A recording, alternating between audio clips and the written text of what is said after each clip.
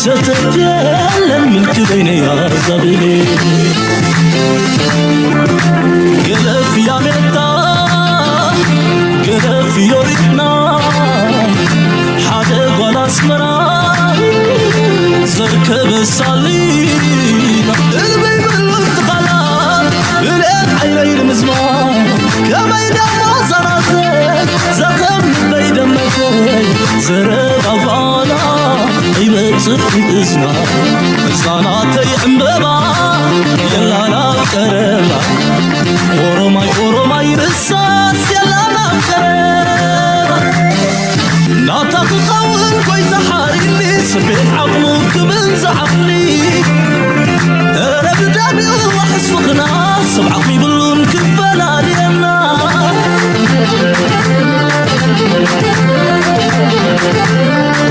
لسا ماليك بنتي زابد راويت جنتي بنتوا بجخو كم ساعت بلادي أفضراوي علمي من يوربيو أبتني ستاح ملك المئة دفئي بالكندا زحر بلا تموت بلا كم أملا كم تأملا نسايا والبلا نسايا والبلا نسايا والبلا نسايا والبلا لسا ماليك بنتي صامت راويت جنتي قبت وابجخ كم تطول عليك أفضل راوي علمي من يوربيو أبقيك ستاح ملك البيئة دفئي بالكندا ولا يبيع يبيع انكم بخنيا صبر بالي نسايا والولاي نسايا والولاي نسايا والولاي نسايا كتبازي سلام تخطاتلت نايز channel كما يتخونو صبوك تكونو ناي وترو تمنيتنا يو لومون كم وترو أقدسن واناويانن زينان تنتنان حزنا لكم قريبنا لنا كساب موداتا نايز مدب مسانا كتون حدما بخبرن عدمكم ام قزلو حبريتاي ناي لومون ني واناو كنتات مكسغاس نايزو بانا ببولوتيكا بغطبا كمون بوتادراو عينو كل رينا نعاقم يمتن يزبلنا حزنا قريبنا لنا لايك مقبار شير مقبار حساباتكم بهناس منقدم مقداف دمانا يوترو تعويعتنايو سلو تقولوا تكبروا لنا دمانا مزقن مبارك زي خي وسدنا مجمريا بزك نجمر بزحت متخوت اخواتنا نرزل لنا نسمع حيه. One man is holding 130 million people hostage. Ethiopia has the vision, the money, and the plan. Eritrea has something Ethiopia desperately needs, access to the sea. But President Isaias Afwerki would rather let his ports rot than open the gates to prosperity. Why? And what is he really afraid of? Waygud fan. So زربازي من البات استوعيل كم لغبون كتلو تخليهم انتاي زبل سنة مقوتي تقام الله مسيلكم هذا سب إثيوبيا أفدق بحر نخيت ركب هذا السبب يرتراي كالكيل النازل زبل سنة مقوتن لوجيكن بزي سفح ملكع كوكس جميرة مالو انتاي مالتي زي بريزنت إسياس كم قليلو انتو تعاليو أفدق بحري كم دليتنا خنتك أمينة زبل أجندا إزغا ساتهم تاي دليلو لعنت مراحلهم بخما يخدلو نعم زملكات كوينو حتو ناي أفدق بحري حتو ناي الأولوينات حتو ناي شركنات مس إثيوبيا بريزنت إسياس زبلو زلو نقرات راي أيكونن كل إيرتراوي مس إثيوبيا أنا حدا إيرتراو زي جاي لما نقص إيرتراو كيلا بون ززارة يكون كونجن مس إثيوبيا زجبر زندنا العلت إنك خمسة ليو كابتا بإيرتراو زلو مرحنا نلعلي ويون نسو ناتو مرقز تاب بتغطل سلا زين فلطت منقص إيرترا ناتو كونتات بزعنا هنا زين فلطو سلا دفلت أمن تايتو مركز وسانتات وسنالو زعبا إيرترا غزارة كله غلق زي أمكوتنا يتي منقصي زلو حبريتا سلا زي باللي أنا كم زي قاطر هذا زارب نمنقص إيرترا يكون كنزوكل هجي بريزنت إيرترا أفدق بحر يكبوم دليلي انتاي تباهيلهم مسو انتاي كليوم نفلطنا قريا لأن ساتو ما يحبرونا ولا إيرتراون يحبرتن راي بقوبو زخيا زرباينا نسمع زلنا ساتهم انتاي كشوت يوم دفتن زلو نا إيرترا مراحيو كالكيلنا زلو بريزنت نا إيرترا نسي تقند عنك فات أفدق بحرنا إثيوبيا نخين تقام زبل سنة مقوت لما انتاي يوم كتقام لاز دليزيا نت ريجيم تشينج زبل سلازي أبير ترازل بريزنت تغيروا أفتى جبحري حتوناتنا بقليل كملاسيو زبل سينما قوتي كام تايت بقيسهم كم يقولوا له أتوم مسؤول ملمس بياتي أو خيدهم زلوا انتهي يقولون كم زلوا بزق كابز تبقيس كهات قمت هزبير ترانكم معي كونن زبل زلوا هزبير ترى أبز فيديو زي قال كفال نايت هزبنا قبل ملس كري ويقوليهم هذا كابتي إيرترابي هزبي ببزحي زريو تحسوتات أبز كانل الزور زلوا تحسوتاتي سلازي قبل ملسنا هزبي إيرترا أبزو كتريو تخليها هزبي إيرترا ني إثيوبيا أفدق بحرنا مهابس أقام هاللي ويكون انتاي دا نساتهم بحبو أجندا زتقاملو زلو طباب تعميتو انكم كم دليتكم كبلهم دليت يبلون هزبي إيرترا أفدق بحرو ودباتو نتقمكو علي دليو إثيوبيا دي كالا هاجر كتقاملا مدليو نلو لاوناتنا بزدفر كم تنساتهم زبلو زلو عندرا زملو زربا حسبنا ينابلكا يبصحنا ينابلكا زخيات أفدق بحرقن يلن يزبل زلو زبي إيرترا كاب منقست إيرترا بزبر تعمل كعيقا يلن زبل زبي إيرترا أبزيا ريتوناتنا كفلالا يخلقوني منقست إيرترا انتس ندي قامقا دبلوماس خوينو انتس كالي كل جزء رجع زبالة هتقعد زلو نقمز قرابات كنبر زغل قامقا يستقمنا بإثيوبيا يخونا بكالوت زبي إيرترا بزوح زين كم عينة مردات هايبلو هزبي إيرترا كرير مرقصي زلونا بإثيوبيا بفلاي ناب 4 كيلو زت أمته كونتات مالتي ስለዚህ ንሳቶም ዝደልይዎ ዘሎ ኣጀንዳ ንምንታይ ዕላማ ምዃኑ ኣቐዲሙ ስለ ዝፈልጥ ህዝቢ ኤርትራ ነዊሕ ተመክሮ ድማ ስለ ዘሎ በዚ ጉዳይ እዚ ምስኣቶም ኣሻላሻል ወይ እውን ላፅቕ ክፃወት ድሌት የብሉን ስለዚ ናው ንመለስ ተመሊሰን እዚኣ ከስማዓኩም እየ ነዛ ዝብልዋ ዘለዉ ኣብቶም ፖለቲካውያን ኣማኸርቲ ዝብልዎ ዘለዉ ንኸይድ ብኩሉ መንገዲ ክንሪኦ ኢና ኢትዮጵያ ያስፈልጋታል ስንል ምን ማለታችን ነው ከሚለው ሐሳብ እንነሳ ፕሮፌሰር። እሺ መጀመሪያ አውድ እንስጠው ለዚህ ውይይት ማለት ነው። አሁን በአፍሪካ ቀንድ ቀጠና በሚባለው ላይ አንድ ትርክት አለ። ይሄም ትርክት ምንድነው? ቀጠናው እየተበጠበጠ ነው፣ ጦርነት ነው፣ ቀጠናው እየበታተነ ነው፣ የአካባቢውና የዓለም ሀያላን ሀገሮች የሚሻኮቱበት ነው ምን የሚል ነው የሚባል ብዙ ትርክት አለ። ጅንታዩ ጉዳይ ኣፍደገ ባሕሪ ክዝረብ ከሎ ንሳቶም ነዛ ኣፍደገ ባሕሪ ትብል ኣጀንዳ በቲ ሃገራዊ ቴሌቪዥን ዳርጋ ሬጉላር ተርእዮ ክትብሎ ትኽእል ኢኻ ኣፍደገ ባሕሪ ዘሎ ሃገር ኢኻ ማን ክንዱ ብዛዕባ ኣፍደገ ባሕሪ ናቱ ኣይዛረብን እዩ እዚኣቶም ነቲ ኣፍደገ ባሕሪ ኣጀንዳ ባሕሪ ዝብል ዘሎ ብዝለዓለ መልክዕ እዮም ዝሰርሕሉ ዘሎ እዚ ኸ እንታይ እዩ ኣብይ ኣሕመድ እንተስ ብብልሒ እንተስ ብዕሽነት ነጊርና እዩ ንሕና እንተዘይተግበርናዮ ዝመፅእ ወለዶ ከተግብሮ እዩ ኢልና እዩ እዚ ወለዳዊ ፅልኢ ዘመሓላልፍ ዘሎ ወለዳዊ ኩናት እዩ ዝዘርእ ዘሎ ስለዚ እንታይ ዝገብር ዘሎ ነቲ ሕጂ ዝዓቢ ዘሎ ወለዶ ብሬን ዎሽ ዝገብሮ ዘሎ እንታይ ማለት እዩ ብዘይ ኣፍደገ ባሕሪ ክትብትም ኣይትኽእልኒ ኢኻ ክትምዕብል ኣይትኽእልኒ ኢኻ ንላዕሊ ክትከይድ ኣይትኽእልኒ ኢኻ ልዕሊ ኩሉ ድማ ዘርካ ኣብ ኤርትራ ዘሎ ቁጠቦም ንእሽተይ እዩ ህዝቦም ውሑድ እዩ ካብኣቶም ክንረክብ ንኽእል ኢና ንስኻ እናበዛሕካ ትኸይድ ኣለኻ ንስኻ እናዓበኻ ትኸይድ ኣለኻ ስለዚ ግባእካ እዩ ዝብል ዘረባ እዩ ካልኣይ ድማ እንታይ ይብሎ ቀርኒ ኣፍሪቃ ፀገም ኣለዎ ዝብል ዘረባ ወይ ናራቲቭ ኢኻ ትሰምዕ ብደረጃ ዓለም ብዛዕባ እዚ ዞባ እዚ ክዛረቡ ከለዉ እዩ ዝብል እሞ እንታይ ፀገም ኣለዎ ኣብ ዓድኻ ጥራይ ሰለስተ ዓውደ ኩናት ሓድሕድ ይካየድ ኣሎ ኣብ ኣምሓራ ዝካየድ ዘሎ ኩናት ካብ ሙሉእ ዓለም ዝተሰወረ ነገር ኣይኮነን ኣብ ኦሮሚያ ዝካየድ ዘሎ ካብ ኩሉ ሰብ ዝተሰወረ ኣይኮነን ኣብ ትግራይ ዘሎ ቀውሲ ኣካል ዘሎ ኢትዮጵያ እውን ካብ ዓለም ዝተሰወረ ኣይኮነን ሱዳን ዘላቶ ኩነታት ካብ ማንም ዝተሰወረ ኣይኮነን ሶማል ዘላቶ ኩነታት መቃዲሾ ኣብ ኢድ ግብረ ሽበራ ክትወድቕ ትኽእል እያ ዝብል ዘረባ ብፍላይ ናይ ኣሜሪካ ሎቢስት ስንገለመለን ብዙሕ እዮም ብዛዕባ ዝዛረቡ ዘሎ ኣብ ሶማልያ እቲ መቃዲሾ እውን ናብቶም ግብረ ሽበራ ክወድቕ ክእል እዩ ዝብል ስለዚ ብየመን ባሕሪ ሰጊርካ ተሪኻ ድማ ብየመን ቀርኒ ኣፍሪቃ እንኮላይ ምስቲ ከባቢና ዘሎ ኣብ ሓደገኛ ኩነታት ዘሎ እዩ ደቡብ ሱዳን ንባዕሉ ኣብ ሰንኮፍ ዘላ ሃገር እዩ ሱዳን ኬንያ ብናዕብን ብፕሮቴስታንት እናወፅ ኣላ ስለዚ እቲ ዞባ እቲ ሰላም ኣለዎ ኢልካ ክትዛረብ ትኽእል ኣይኮነን እቲ እንኮ ኣብ ውሽጡ ርግኣት ዘለዎ ሃገር ኤርትራ ጥራይ ዝበሃል ኣብቲ ቦታት እዩ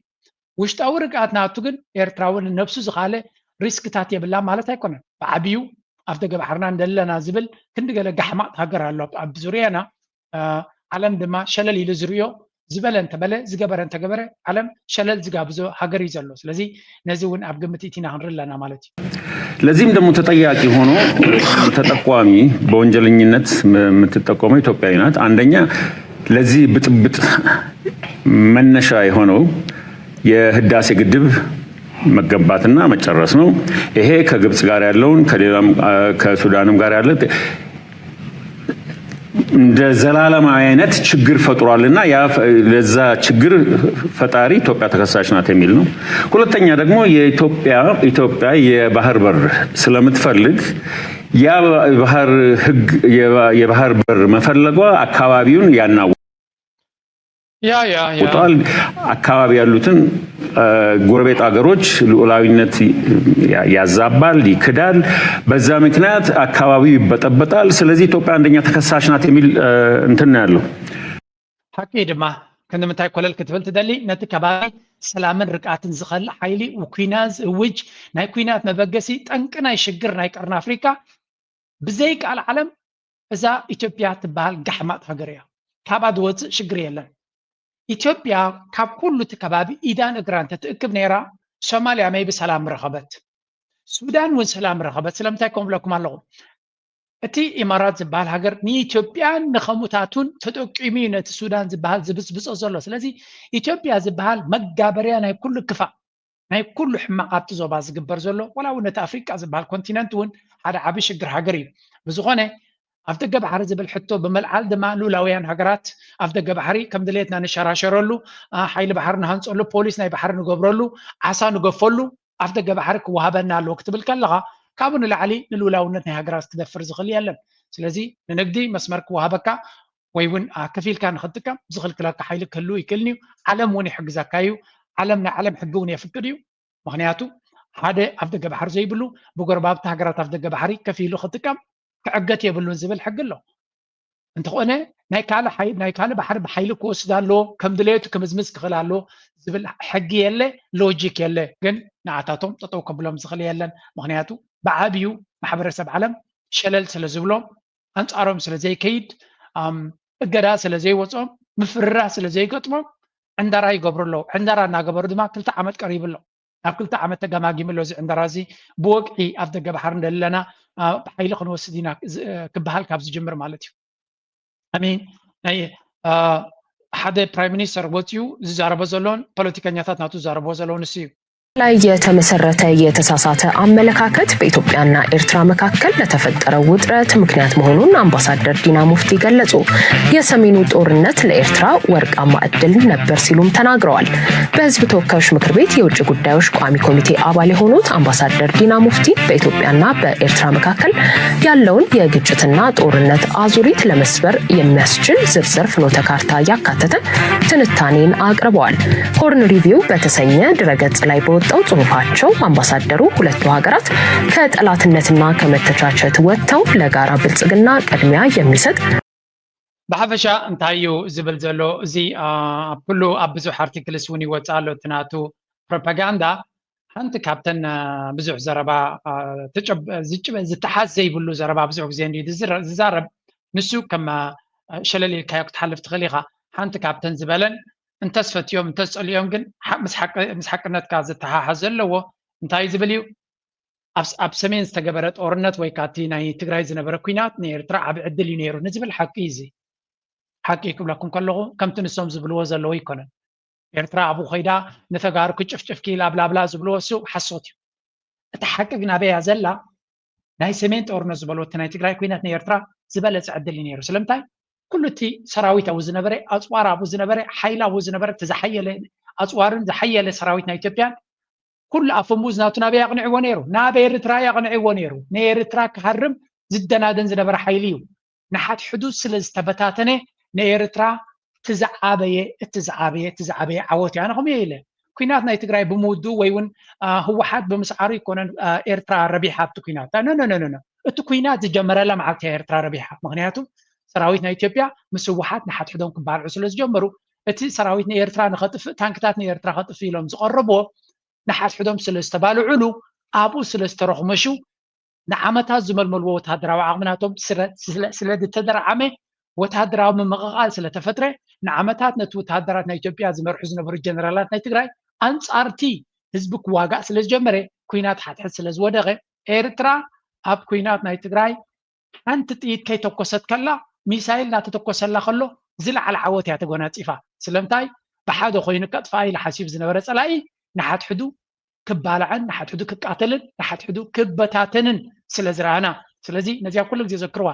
ስምብራት ናቶም ነዚ ኣብ ሰሜን ኩናት ኣብ ትግራይ ዘጋጠሞም ኩናት ናቱ በሰላ ንክሕውዩ ዓመታት ከድልዮም እዩ ምክንያቱ ሓያል ወታደራዊ ዓቕሚ ክትሃንፅ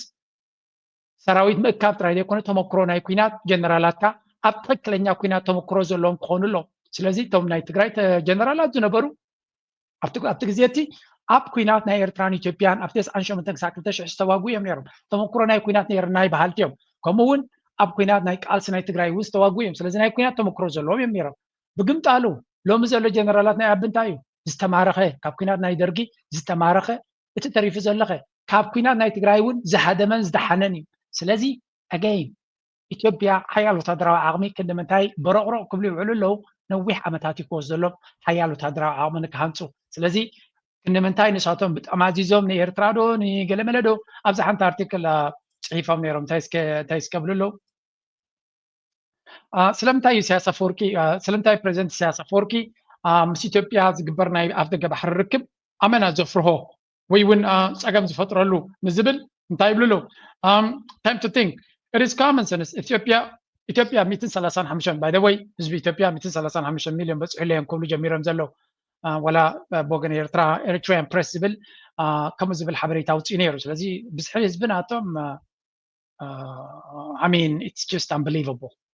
ብዝሒ ህዝቢ ናቶም ካል ደረጃ እዩ ከመይ ገይሩ ፈለኽለኽ ዝብል ዘሎ እቲ ህዝቦም ኣይርዳእንን ጥሜት ኣሎ በሃል ዕግርግር ኣሎ በሃል ግን they just have unbelievable population ክትኣምኖ ዘይትኽእል ደረጃ ናይ ህዝቢ ዘለዎም እሞ ከዓ ኮይኑ ዝዓብዮ ዘሎ ማለት እዩ ኣነ እኳ እቲ ደረጃ ዕቤት ናይ ህዝቦም ንኤርትራ ስግኣት ክኸውን ይኽእል ካብ ዝብል ሓሊፈ ንኢትዮጵያ ስግኣት ክኸውን ኣብ ዝብል እየ በፂሐ ዘለኹ ስለምንታይ እዚ ዓይነት ቅልጣፈ ናይ ህዝቢ ክትቋፀሮ ናይ ክትክእልኒ ኢኻ at some point ምስቲ ዘሎ ናይ ቁጠባ ፀገም ምስቲ ዘሎ ሽግር ምስቲ ዘሎ ዕግርግር ኤክስፕሎድ ክገብር ዝኽእል ደረጃ ኢና ንርኢ ዘለና ስለዚ እቲ ዘለዎም ቅልጣፈ ናይ ህዝቢ ካባና ንላዕሊ ንሳቶም ክፈርህሉ ይግባእ የግዳስ ንዓና እውን ኣቢ ከም ወታደራት ክዕስከሩ ዝኽእሉ ሰባት ንኽረክብ ብፍፁም ክሽገር ከም ዘይክእል ኣብኡ ከለካ ክድምድሞ ትኽእል ማለት እዩ ብቐሊሉ ክድምድሞ ትኽእል እዩ ስለዚ እዚ ድሓንሱ እንታይ ዝብል ዘሎ 35 ሚልዮን ህዝቢ ዘለዋ and growing economy ናይ ቁጠባ ዕቤትኩም ድሓንቀሲ ናብ ካል ዲስካስ ገብረና cannot remain permanently landlocked history geography and sheer necessity will point to one conclusion Ethiopia must regain sovereign access to the sea sovereign ሉላዊ ኣፍ ደገ ባሕሪ ክረክብ መደምደምታናት ናነሱ ክኸውን ዘሎ ይብላ ኣለዉ whether through Eritrea or another neighbor okay whatever በኤርትራ it's not gonna happen ብካልእ ግን ከም ድሌትኩም እውን ኣይንብልን ኢና ዓለም ለኻዊ ሕጊ ክትሕሱ ስቑኢሉ ዝርአየኩም የለን ግን still ትዛረቡ ዝኽልክለኩም የለን This is not a matter of ambition, it is a matter of long-term survival and regional stability. መጀመርያ ሃገርካ ጠጠው ኢላ ክትፅልያ ኣይትቐፅልን ከይሓሰብካ ናብ ኣፍ ደገ ባሕሪ ጥራይ ኣቋምት So why is Isaias Afwerki so adamantly opposed to negotiating this reality in a constructive, mutually beneficial way? دحين ናይ ፕሬዚደንት ኢሳያስ ክምልሰልኩምን ከይምልሰልኩምን ባዕሉ ተዛሪበኩም ነይሩ ኣብዚ ምናልባሽ ድገም ነገር ላ ዓዲ ዋዕሉ احنا كوينات ندلي كوينات درينا نفلت كوينات ددل مغنيات يبلنا ناتكم قدايونا يكوننا عبدي قدايكم اتيهم كم ذا مساله هو كد فتر دناوس نجر دوابلو زي دبلوماسي ساعات كي اخلو قالو كي تبالا شو قالو نجر فالكانا يكونن يغتبل قبوي اذا حدا دبلوماسي نتي ذي دل نجر قديمو انت غيسين رمسنا امارات تاساشرم سينره አዲስ አበባ ደሎ ስርዓት ካል ቀዳምነታት አለው እንድሕር ክሰርሕ ደልዩ ቀዳምነታቱ ገዲፉ ኣብዚ የድልዮ ጉዳይ ኣትዩ ውከት ፈጥረሉ ምክንያት እንታይ እዩ የድሊ ካልን ከምኡ ዝኣመሰለ ነገር ኣይድልኒ ጣቋ ናይ ዘረባ ናምፃኻ እናጠዋወኻ ከባቢና ሕልኽላኽ እዩ ኣገዳስነት ንኩሉ ተዳሊና ክንፀንሕ ኣለና ትብል ሓንሳብ ወደብ ክንሕዝ ኢና ሓንሳብ ተነብል ኢና እከለ ከምዚ ኢልና ነታንያሁ ከምዚ ኢልና ሓደ ከምዚ ኢልና ኣይድልኒ ኣይድልየኩምን ያታ መልእኽቲ ማለት እዩ ኣብ ዜናውን ፖለቲካውን ከብዛ ንሪኣ ዘለና እታ መልእኽቲ ካብ ኤርትራ ድመፀት ንጉዳይኩም ኣይተንከፈ ንጉዳይ ናይ ሃገርኩም ኣይተንከፈ ንጉዳይ ናይ ስርዓታትኩም ኣየደገፈ እዚ ኩናት እዚ ኣይንደልዮን ኢና ኣየድልን እዩ ዝብል ዘሎ ስለዚ ዓዲ ዋዕሉ ዓሪፍኩም ተቐመጡ ይብሎም ኣሎ ብዛዕባ እቲ ቁጠባ ኣለና ሓይሊ ኣለና ገንዘብ ስለ ዘለና ኣብ ደገ ባሕሪ ዘድልየና እናበሉ ዝዛረቡ ዘለዉ ድማ imagine the scenario Ethiopia secure stable sovereign access to the sea either via Asab Djibouti or another route and as a result its economy booms أتبجاهم تقطباناتكم إثيوبيا قطباناتها بوم تكبرالها نابلو ننفسهم زقششلو زلو أبي أحمد كوتا زاري بوم نيري سمعوا بزي غروا مقوم ያልቻለችን ሀገር የደሞዝ ጭማሪ በሚል ሰበብ አንዴ ጤና አንዴ ትምህርት አንዴ መምህር እያሉ ተደራጁበት ፖለቲካ ኢትዮጵያ ደሞዝ የምትጠየቅበት ጊዜ አልነበረ ሰዓረ መኮንን እንደ ዳቦ እንዳበሻ ዳቦ ከታችና ከላይ እሳት እየነደደበት ኢትዮጵያን አላፈርስም እኔ ፈርሳለሁ ያለ ጀግና እንዴት ይገላል ሰው አቢ አህመድ እኮ ኣብ ገለገለት ሓቂ ይነግሮም እዩ ደሞዝ ናይ ሰራሕተኛታት ወስኹ ኢልኩም ትሓቱብና ብክልተ እግራ ዘይረገፀት ሃገር እናሃለወትና ከመይ ጌርና ኢና ደሞዝ ንሓካይም ከመይ ጌርና ኢና ደሞዝ ንመምሃራን ወይ እውን ደሞዝ ንፖሊስ ድዩ ንሰራዊት ድዩ ንካልእ ነገር ክንውስኽ ተሓስቡልና ስለምንታይ ከምኡ ይብልዎ ኣለዉ ሰው ዘብለጭልጭ ኮረዲዮታት ይሰርሕ ኣለኹ ንመን እቲ ዝስራሕ ዘሎ ንማንም ቱሪስት ንሶምን ዝፀንሕ ህዝቢ ናይቲ ሃገር ግን ንክነብር ኣይከኣልናን መናብሮ ከቢርና ገዛ ክራይ ከቢርና ምግቢ ከቢርና ይብሎ ኣሎ ዘለካ ገንዘብ ኣባና ኢንቨስት ግበሮ ሂወትና ንኹም ዝመሓየሽ ግበሮ ይብሎ ኣሎ ስኻኖኖ ቁጠባኹም ይዓብሎ ፅርግያን ታትራመን እንድሕር ጌርና ዝያዳ ደዋፅኣና ዝብል እዩ ብርግፅ እቲ ዘብለጭልጭ ቱሪዝም የምፃሉ ኣሎ ዩቱብ ኬት ክብረይዎ መዓት ሰባት ኢትዮጵያ ከድና ኣዲስ ኣበባ ከምዝርኢናዮ ዝብሉ መዓት ዩቱብ ቪድዮታት ይወፅእ ካብ ኢትዮጵያ ንስኻ ንባዕሉ ቱሪዝም እዩ ዝስሕብ ሓቂ ንምዝራብ ሶሻል ሚድያ ኣወንታዊ ዘረባ ክዝረበልካ ከሎ ወላ ናይ ኤርትራ እኮ ትሪእዎ ኣለኹም ሰላም ኣለዋ ርግኣት ኣለዋ ዝብሉ ዩቱበርስ ካብ ዝኣትዉ እኮ ሓያለ ካልኦት ወፃእተኛታት እውን ይኣትዉ ኣለዉ ናይ ኤርትራ ግን ካብቲ ዘምፅዋ ዘለዉ ፅንሕ ኢሎም ቪድዮ ከሪኦኩም እየ ካብቲ ዘምፅኡልና ዘለዉ ረብሓ ዝፈጥሩልና ዘለዉ ዳመጅ እውን ቀሊል ኣይኮነን ብዛዕባ ድሓር ክዛረብ የድሓን ብሓፈሻ ግን እንታይ ዝብል ዘሎ ኣቢ በታ ሓንቲ መልሓሱ ቁጠባና ሰማይ ከይዳ ኣሎ ብላ ኣሎ በቲ ካልእ ድማ መሰረታዊ ደሞዝ ወሰኽ ንህዝቢ መነባብሮ ኣብ ምፍንጃር ደረጃ በፂሑ ዘሎ ዝኾነ ነገር ክገብር ኣይደልን እየ ይብሎም ኣሎ ኣብ ልዕሊኡ ድማ ኩናት ክገብር ይደሊ ኣሎ ስለዚ ዲስ ጋይ ብፍፁም ኣብ መትሓዚ የብሉን እቲ ፅቡቅ ነገር ኢትዮጵያውያን ኣብዚ እዋን እዚ ንዓና ዓበ ሓገዝ እዮም ዝገብሩልና ዘለዉ እዚ ሓገዝ ዝበሃል ዘሎ ድማ ብኸመይ መልክዕ ድመፅእ ዘሎ እንድሕር ኢልና ነቲ ፕሮፓጋንዳ ኣቢ ዝገብሮ ዘሎ ፅቡቅ ገይሮም እዮም ዝምልስሉ ዘሎ ኣብዚ ስምዑ መንግስት ኢትዮጵያን ሊወር የሚችልበትና ሊወረር ያለበት ምንም ምክንያት የለም ምንም ከመጀመሪያ እስከ መጨረሻ ድረስ ብናየው እንደውም በአብይ በኩል ሆነ ካየኸው አብይ የፕሬዝዳንት ኢሳያስን መንግስት ክዷል አብይ ልብ በል አብይ ምክንያቱም ስልጣኔም ችግር ውስጥ ገባ ሀገሬም ችግር ውስጥ ገባ እርዱኝ ብሎ አምጥቶ በጦርነት አሳትፎ መስዋዕትነት አስከፍሏቸዋል ስልጣኑንም ጠብቀውለታል እኔ የማውቀው ማለት ነው በቅርብ ብሓፈሻ እንታይም ዝብሉ ዘለዉ እዚ ትሪእዎ ዘለኹም ሓደ ካብቲ ኣብ ወገን ኢትዮጵያውያን ብፍላይ ብኣምሓራ ድዩ ብካልእ ወላ ብኦሮሞ በቶም ኤሊት ኣብ ደገ ዘለዉ ዝወፅእ ዘሎ ሓበሬታ ልዑል ኣገዳስነት እዩ ዘለዎ ምክንያቱ ኤርትራ ኣንጻር ኢትዮጵያ እያ ትሰርሕ ዘላ ንኣብይ ኣሕመድ ባዕሉ መፅዩ ንሸነ ንፋኖ ንህወሓት እናዕጠቐት ንኢትዮጵያ ንምድምሳስ ትሰርሕ ዘላ ኤርትራ እያ እናበለ ኣብ ዝምድረሉን ዘፈራርሃሉን ዘሎ ደረጃ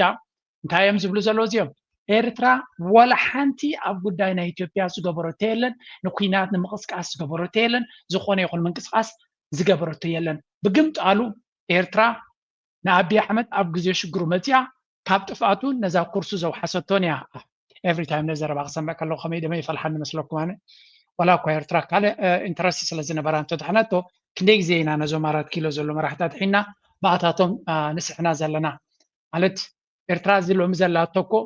ሕማቕ ናይ መርሕነት ስለ ዘጋጠማ ኣይኮነን ክትሰርሕ ከምዘይትኽእል ጌራ ስለተኣስረት እዩ ከምኡ ዝገብረካ ፀላኢ ግን 10 ግዜ መመፂኻ ከተጥሕኖ ወላ እኳ ካልእ ሕቶታት እንተለካ ካልእ ናይ ስትራቴጂካዊ ረብሓታት ተቐድምቲ ኮንካ ናትካ ነገር ግን ናይ ኤርትራ ጉዳይ ግን ኤርትራ እዚ ሕጂ ዘላቶ መልክዕ ናይ ኤርትራ ማንም ኤርትራዊ ዝብለኩም ሓደ ኤርትራዊ بزي حج زلو إيرترا بقطبة درجة وريداتو زلا زي حقوة سبيلا زي حقوة سبيلا أمانا يزقهي ولا كله يدقف يقاوم كله يقهيو أتى أبداً بحقراونا زلقن سلام انتهي كم خمس خانة سلا زردو زلو يتقانزا ما بقى سناتو انتهي مخانو سلا دفلتيو نخيسو زخي زلن بر إيرترا زلاتو نما يتمنى يدوني إيرترا كم زي كونن زقباني يرو نحنا بدقو خينا ببزحي أبصبق درجة من نابر نبر زلنا إذا عبا إيرترا خنزارب كلنا كينوتو زلو كوننت كنحاسب سلا نمرق زلنا ينبر تكوننت بسرعة خايوكو إيرترا زلاتو نبحق زحزنا كايو وما هاك ندزو واقع دارقا نسلاس عمات أبقالسي قجف واقع زغفل أزبي قدميو بخندي مجزاتي استجفجف أزبي فماليسو 34 عمات ناصرنتو سريحون قدميت نخي كيدما بمحلقاتات بمصاودياتات بشرحن وقرحن كل جزي حدا قامس وردو نولا حدا دما كورر زي دلي أبزي كوميز بدها نسمعوها حرري قاتبل جن تحقق دماسيو جزي تاريخ وسط ከዛ ውጭ ግን ኢትዮጵያን ይሄን ላድርግ ብሎ የኤርትራ መንግስት የተናገረው በተግባርም በሐሳብም በነባራዊ ሁኔታም ያንን የሚያሳይ ምንም ነገር የለም። የኤርትራ መንግስት አሁን ኢትዮጵያን ምን ብሎ ሊወር ይችላል? ለምንስ ያደርጋል? ቀይ ሊገዛን ነው? የሚጠይቀው ነገር ደግሞ ይሄ ተወስዶብኛል የሚለው ነገርም የለው። ከህዋት ጋር ያለውን ነገር ቅድም እንዳልኩ እንደውም ሪላክሴሽን ኦፍ ቴንሽን በሚል ጥምዶ በሚል ፕሮግራም መሰረት በተለያየ መንገድ የኤርትራንና የትግራይን ህዝብ ለማቀራረብ እየሰሩ ነው ያሉት። ስለዚህ የኤርትራ መንግስት በኢትዮጵያ ላይ ፈልጋለሁ ብሎ ይሄን አድርግልኝ ብሎ የኢትዮጵያን መንግስት ያደረገው ነገር ምንም የለም። That's the truth. እዚህ በዓሉ ነፍሱ ዝኻለ ጽቡቕ ነገር እዩ ተርጂኹም ለለኹም መንግስቲ ኤርትራ ወላ ሓንቲ ግዜ ንኢትዮጵያ ሕማቕ አጀንዳ ገይሩላ ወይ ውን ከፈራርሳ ስጉምቲ ዝወሰዱ ያለን ዝወሰዱ እንተነይሩውን ንድሕነት ናቱ ኢሉ ዝገበሮ እዩ ነይሩ ኢትዮጵያ ድማ ንምፍርራስ ክትፈርሰላ ኣብ ትኽእል ዝነበረ ግዜ እውን ኣየፍረሳን ሓደጋታት ኣብ ዝወጣ ከለውን ንኽድሕን የገይርዋ ስለዚ ከመይ ኤርትራዊ እቲ ነዛ ጋሕማት ሃገር 10 ግዜ ኣብ ሽግራ ደው ንኽትብል ዝገብር ዘሎ ጉልበትን ፃዕርን ኤርትራውያን ንሳቶም ግን ኣብ ዝተረጋግሉ ንጥፍኣትና ጥራይ ዝሰርሑ ኣብ ዝተረጋግሉ ንሽግርና ጥራይ ዝሰርሑ ከማይ ዝኣመሰለ ኤርትራዊ ሕርር ከም ዝብል ይፈልጥ እየ ገለገለ ኢኹም ብካልእ መልክዕ ክትርድዎ ትኽእሉ ኢኹም ኣነ ግን ኤቭሪ ታይም እቲ ዘለና ኩንነት ክሪኦ ከለኹ ማዕረቲ ንኸፍሎ ዘለና ዋጋ እቲ ህዝብና ኣብ ኤርትራ ኣብ ደገ ዘለና ዳ ምቾት ኮይና ዘለና ኣብ ደገ ዘሎ ሰብ እኮ ካብ ምሕር ፍቕሪ ኣብ ውሽጢ ዓዲ ንዘሎን ሃገሩን ስለ ዘለዎ እምበር ኣነ ብዛዕባ ኤርትራ ምሕሳብ ከቋርፆ እቲ ዝቐለለ እቲ ዝጠዓመ ነገር እዩ ስለምንታይ ናብ ኣድጊ ተቐይርካ ኣብ ስዊስ እየ ዝነብር ኣነ ድምፂ ጥይት ሰሚዐ ይፈልጥኒ ከማይ ብዙሕ ሰብ ኣብ ካልእ ምቾት እዩ ዘሎ ካብ ገዛና ወፂና ኣብ ስራሕና ከይድና ገለ there's nothing ኣብ ኤርትራ ብምሕሳብ እንረብሖ ነገር የለን ግን ዓድኻ ሒፍካ ይትብን ኢኻ እምበሽ ኸማን ፅቡቕ ምስ ኮንካ ይስማዓካ እቲ ንስኻ ረኺብካ ዘለኻ ዕድላት እቲ ንስኻ ረኺብካ ዘለኻ ዕድላት ናብ ዓድኻ ብምኻድ ሂወት ናይ ህዝብኻ ናይ ዜጋታትካ ክትቅይር ትደሊ ኣይኮነን ንሕና ንህዝብና ፃዓዱ እኮ ካብ ዘይፈልጡ ከይዶም ኮ ኣብ ኤርትራ ዝሕግዙ ሰባት እኮ ኣለዉ ናይ ደቂ ሰባት ታሕቲ ዘሎ ሕብረተሰብ ንክትሕግዝ ባህጊ ስለ ዘሎ ከምኡ ከዓ ንሕና ህዝብና ስለንፈልጥ መበቆልና ስለንፈልጥ ዓድና ስለንፈልጥ ኩሉ ኩነታትና ስለንፈልጥ ከመይ ጌርና ነዚ ሃገር እዚኣ ንላዕሊ ከነምፅኣ ንኽእል ዝብል ሕልሚ ኤርትራዊ ኣሎ ዓቕሚ ስለ ዘሎ ዝተርፍ ገንዘብ ዝኩዖ ገንዘብ ስለ ዘለዎ ኣይኮነን ኖ ኣብ ኤርትራ ኢንቨስት ጌርካ ረብሓ ስለ ዘሎ ኣይኮነን እስከ ክንደይ ሰባት ኣለኹም ኣብ ኤርትራ ኢንቨስት ጌረ ክህብትም እየ ኢልኩም ትሓስቡ I don't think so ማለት ኣብ ኤርትራ ኢንቨስት ጌረ ንላዕሊ ክትኮስ እየ ኣብ ካልእ ዓለም ዘይረኸብኮ ሃብቲ ከጥርየ ዝብል ኤርትራዊ ኣይሰኣንን እዩ ብልሕር ርእሲ ዘለዎ ፅቡቕ ይውን ኣነ ኢንቨስት ጌርኩም ክትዕወት እየ ዘለካ ኣነ በዛ ነብሰይ ክነግረኩም ከለኹ ኣብ ኤርትራ ብፍሉይ ኢንቨስትመንት ከብትመኒ ዝኽእል ኣሎ ኢለ ይኣምን እየ ንሃገረይ ክገብረላ ስለ ዝደሊ እምበር እቲ ዝበለፀ ኢንቨስትመንት ንዓይ ከምዛ ዝብለኩም እያ ኩሉ ግዜ ስታክ ማርኬትን ክሪፕቶ እዚኦም እዮም እቶም ዝበለፅ ካልእ ኩሉ ፈቲነ እየ ካልእ ኩሉ ድኻም እዩ ድኻም ጭንቀት ሕማም መዓት ሪስክ ዘለዎ መዓት ፖለቲካውን ቁጠባውን ሪስክን ዘለዎ መንግስቲ በዚ መፀካ በዚ ገለ መፀካ በዚ ገለ መፀካ ስለዚ እቲ ካልእ ንኤርትራ ክንገብሮ እንደሊ ካብ ንሃገርና ክንዕሪ ስለ እንደሊ ኣብ ሃገርና ገለ ነገር ንህዝቢ ክልውጥ ዝኽእል ክትገብር ስለትደሊ እዩ ዝበዝሐኩም እዩ ኣብ ጁባ ዘለው ኣብ ኡጋንዳ ዘለው ንኡጋንዳ ገዲፎም ንኤርትራ ክኸዱ ስለ ዝምችኦም ኣይኮነን ኣይክምችኦም ንኡጋንዳ ጥራይ ብምግባር ግን شم زي بلو حق زي بلو سرحون كخون سلازغل قال كفال نايتي سرحناتهم نبي إيرترا كوزدو كداليوم قال كفال أبانغولا زلو إنفستمنت ناتهم إيرترا كوزدو كداليوم قال كفال نايتي إنفستمنت أب كينيا أب جوبا أب أوغندا زقبر زلو نبي إيرترا كوزدوين زي مريجاي دايفرسيفيكيشن سلازد اليوم بر أب جوبا زلو هوتيلاتهم عصاصيهم إيرترا كودي كلهم نيفر سلامتاي جوبا عبي ودوب السودان عبا حزبي عبا هاجر عدلات فطيرهم بوتا حزامين ابو غاندا زلكم 30 مليون 10 مليون زلو هاجر مخامس قرن افريكا كونكتد مبرق افريكا كونكتد زخونه قطبا قديف كايت خيدنا افري ايرتراو كابيرتراو انفست غير زلو نتو زلو حاتينا ايرترا خيدا يكون سلامتاي ابتو زلو زبلص عدل الله بز حزب اللوم صقاتات اللوم ربحاي الرايو نتبوتا فليتوي توديا ግን ኤርትራው ስለ ዝኾነ ናይ ደም ነገር ካ ስለ ዘሎ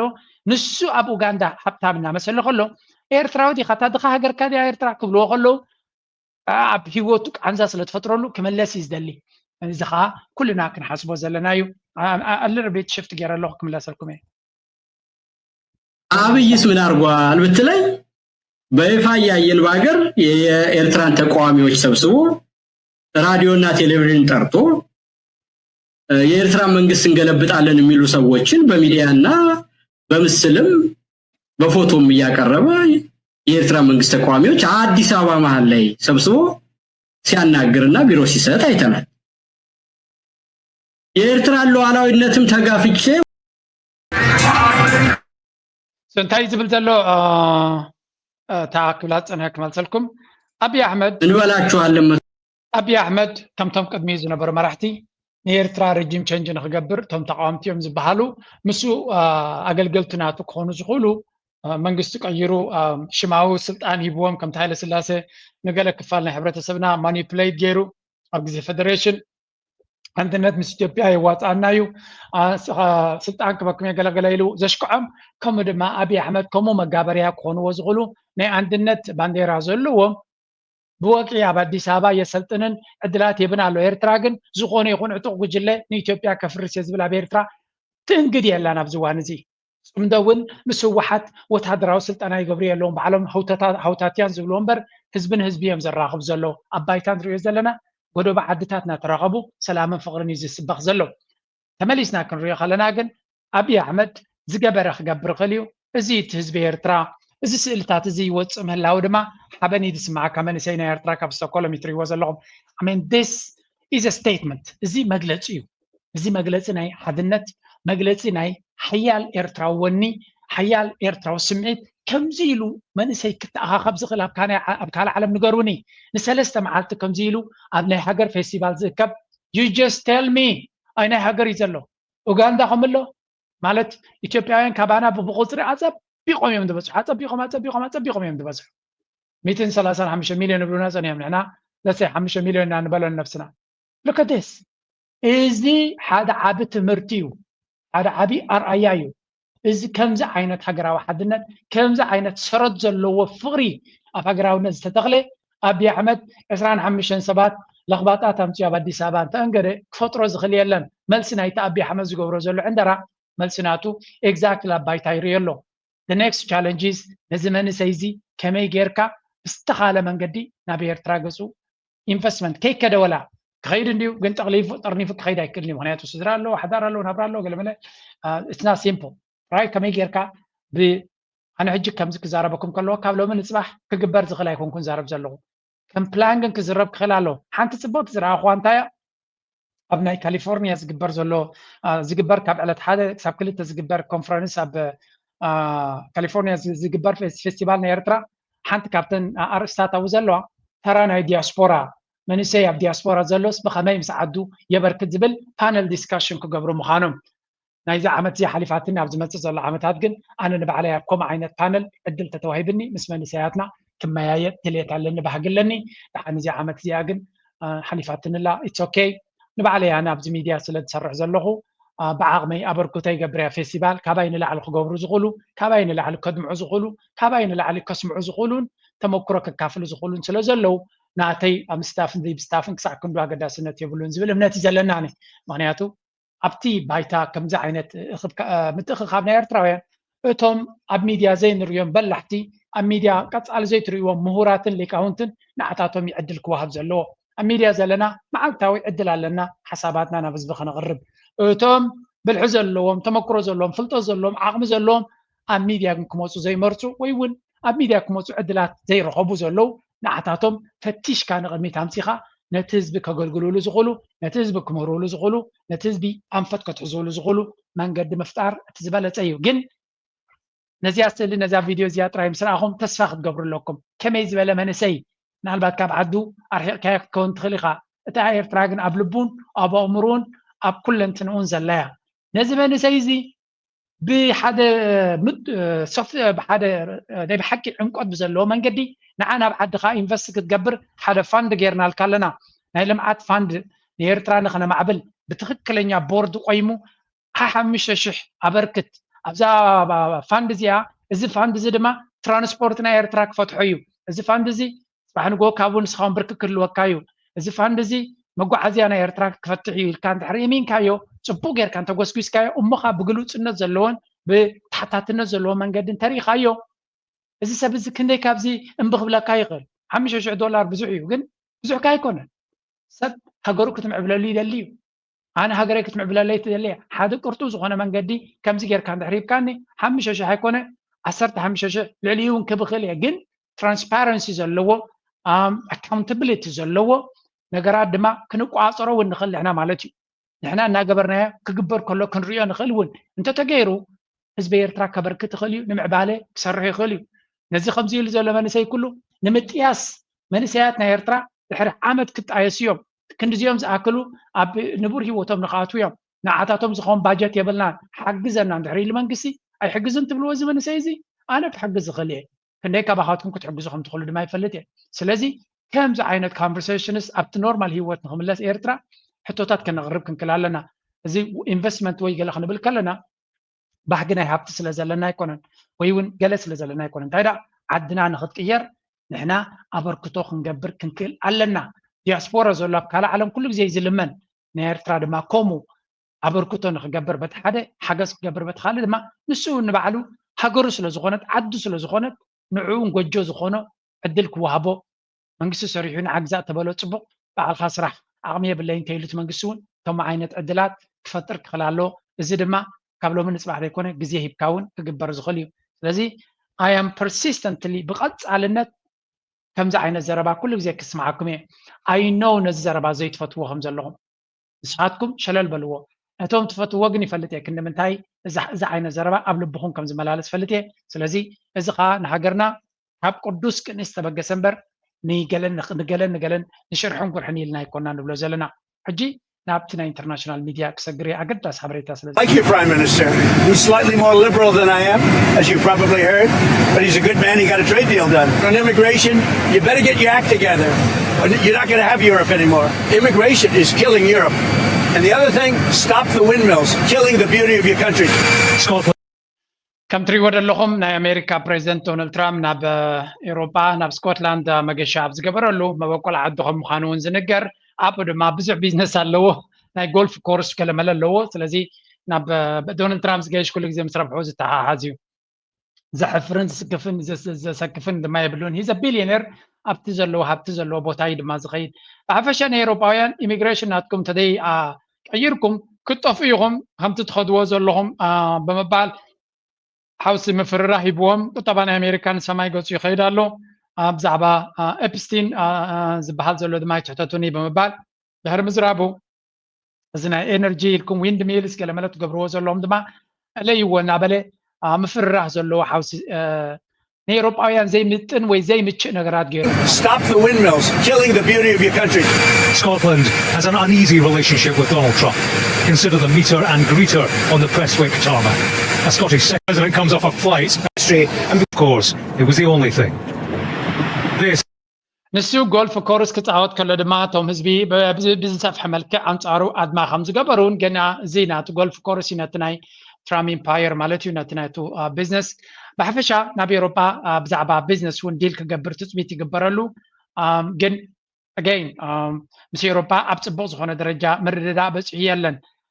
كم زيلو ناخذ خلونا أمريكا بريزنت أكلنا بكلنا تسمع خلو. James Matthews from Sky News. Welcome to St Andrews. Very nice. بعفشة كم زي درجة إن هاللو خلو إسرائيل تقبر زلاد ما سمعوا بزي.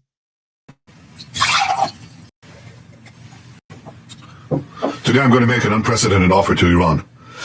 It relates to water. The Iranian people are victims of a cruel and tyrannical regime that denies them vital water.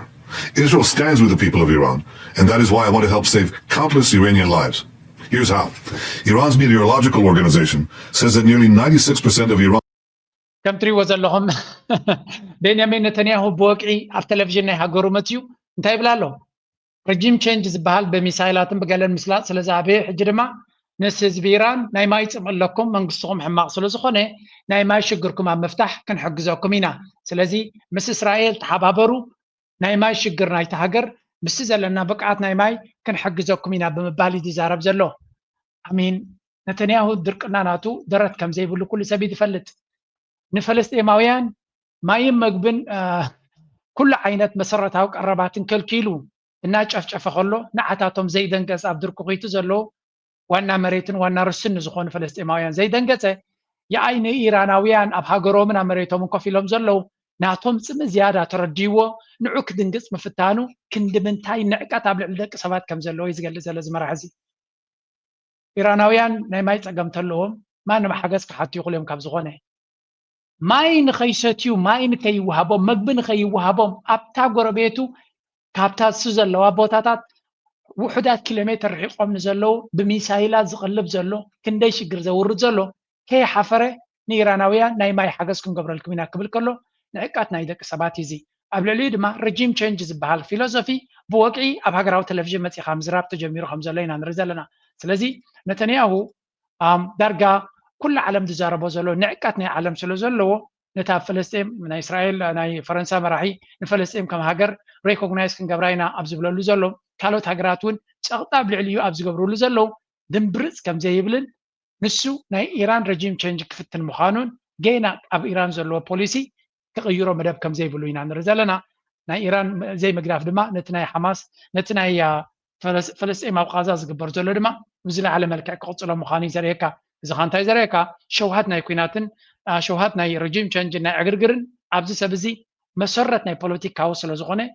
ናይ ፖለቲካዊ ህላወ ናቱ ኣብኡ ዝምርኮስ ስለ ዝኾነ ብፍጹም ክገድፎ ከም ዘይኮነን ልዑል ጥንቃቐ ዘድልዮ እዩ ቁርብ ኣነ ደስ ይብለኒ ነዚ ሰብ እዚ ፕሬዚደንት ኢሳያስ ሕጂ እውን ኣብ ሌተስት ኢንተርቪው ናቱ ብምጥቃስ ስቲል ነቲ ናቱ ሕቡእ ኣጀንዳ እቲ ክፉእ ኣጀንዳ ናቱ ናባና ገፁ ንክድርኾ ኣፍ ደገ ዝኸፈተሉ ይመስል ኢግኖር ጌርና ከም ተቐደሙ ነዚ ሰብ እዚ ከም ፀላኢ ከይወሰድካ ኣብ ካልእካ ክትቅፅል ዝሓሸ እዩ ግን ወላ ንሕና እንተገደፍናዮም ዝገድፈና ኣይኮነ ምክንያቱ ኢትዮጵያ መጋበርያ ናቱ ምዃና ኣብ መጋበርያ ናቱ ምዃኑ ስለ ዝፈልጥ ካብዚ ወፂና ኣካል ዓለማት ድማ ንስገር Now let's turn our attention to Africa, specifically ቅድሚ እዚኣ ምስጋረ ግን ነዚኣ ለንቀነ ንብዙሕ ሰባት ዛሪባ ዘለካ ንርአ እዛ ትሪእዋ ዘለኹም ንዓለም ሙሉእ ዘዛረበት እያ ናይ ቻይና መራሒ ነዚ ናይ ኤውሮጳ ፍሉይ ልኡኽ ብኣውቶቡስ ተቐቢልዎ እዩ ተባሂሉ ኣውቶቡስ ገይሩ ተቐቢልዎ ቀደም ናይ ኣፍሪቃ መራሕቲ ናይ ዓዲ እንግሊዝ ድጉዝ ወላ ፕራይም ሚኒስተር ብኣውቶቡስ ከም ዝተቐበሎም እዩ ዝንገር ነይሩ ናይ ኤውሮጳ ሕብረት ድማ ቻይና በአውቶቡስ ተቀቢላቶም ብዝብል በብዙሓት ሰባት unusual reception for the EU commission ብዝብል ዘረባ ንብዙሓት ሰባት ዘዛረበ ኮይኑሎ እዚ ድማ ምናልባት ብዙሓት ስለ ዝኾኑ ካል መኪና ስለ ዘይኣኽሎም ክኸውን ይኽእል ግን ኣብ ኣውቶቡስ ምቕባሎም ግን ናይ ክብሪ መልክዕ ከም ዘይኮነ በብዙሓት ማዕከናት ሚድያ ከም መዛረባ ርእስቲ ኮይኑሎ ብርግፅ በአውቶቡስ ከማን በዚሕዎም ኢኻ ትብል ምክንያቱ ኣብ ልዕሊ ቻይና ዘለዎም ዲስሪስፔክት ንኣሜሪካ መጋበርያ ንምዃን ብዙሕ ግዜ ንቻይና ዝንፅእ ዘረባ ዝተዛረቡ እዮም እዛ ሕጂ ትሪእዋ ፀናሕኩም ስእሊ ንዶናልድ ትራምፕ ዘይትሐጉስ ስእሊ እያ እዚኣ ንዶናልድ ትራምፕ ዘይትሐጉስን ዘይተተኣማምንን ስእሊ እያ ግን ኣገይን ዶናልድ ትራምፕ ሓንቲ ቴሌፎን ተደዊልላ ንኡርሱላ ቫንደርላይን ኩሉ ምስ ፕሬዚደንት ቻይና ዝተዛረበቶ ኤክስ ክትቦ ከም ትኽእል ርግፀኛ እያ ምክንያቱ ንኣሜሪካ ንቻይና ከምኡ ንራሽያ ንኸተውድቕ ዳ እምበር ናይ ኤውሮጳ ድሕነት ብዙሕ ዘገድሳ መራሒት ስለ ዘይኮነት ኤውሮጳ ብዙሕ ቁጠባዊ ሽግር ኣለዎ ኣብ ዝበሃለሉ ዘሎ ኣብ ምትፍናንን ኣብ ባእስን ኣብ ህልኽን ጥራይ ትነብር ዘላ መራሒ ምዃና እያ ዝንገር ብሓፈሻ ቻይና ግን ንኤውሮጳውያን ወላ እኳ ብኣውቶቡስ ተቐቢሎሞም ኢሎም ፕሮፓጋንዳ ክገብሩሉ እንተፈተኑ أبلغ أوروبا مس أوروبا زلوا شركة كتأب كم تدلن مس أوروبا عمقو زلوا سرح كسرع كم تدلن زجلس حبريت هاجن يوصلوا بقمت قالوا دونالد ترامب أوروباويان ستيل هذا ديل ناي بيزنس كبون كم زي كالن أما فرهناتهم أتيو كم زلوا إيزن قرزلوا.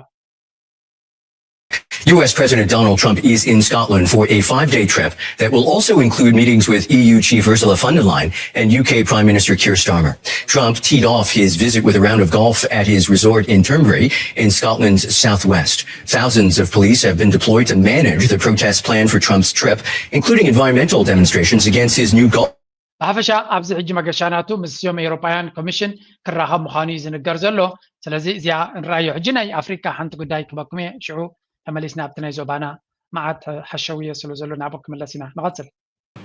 Now let's turn our attention to Africa, specifically to the Sahel region. It stretches across the continent from the Atlantic to the Red Sea. This resource-rich, conflict-ridden, coup-prone region is home to countries like Niger, Mali and Burkina Faso.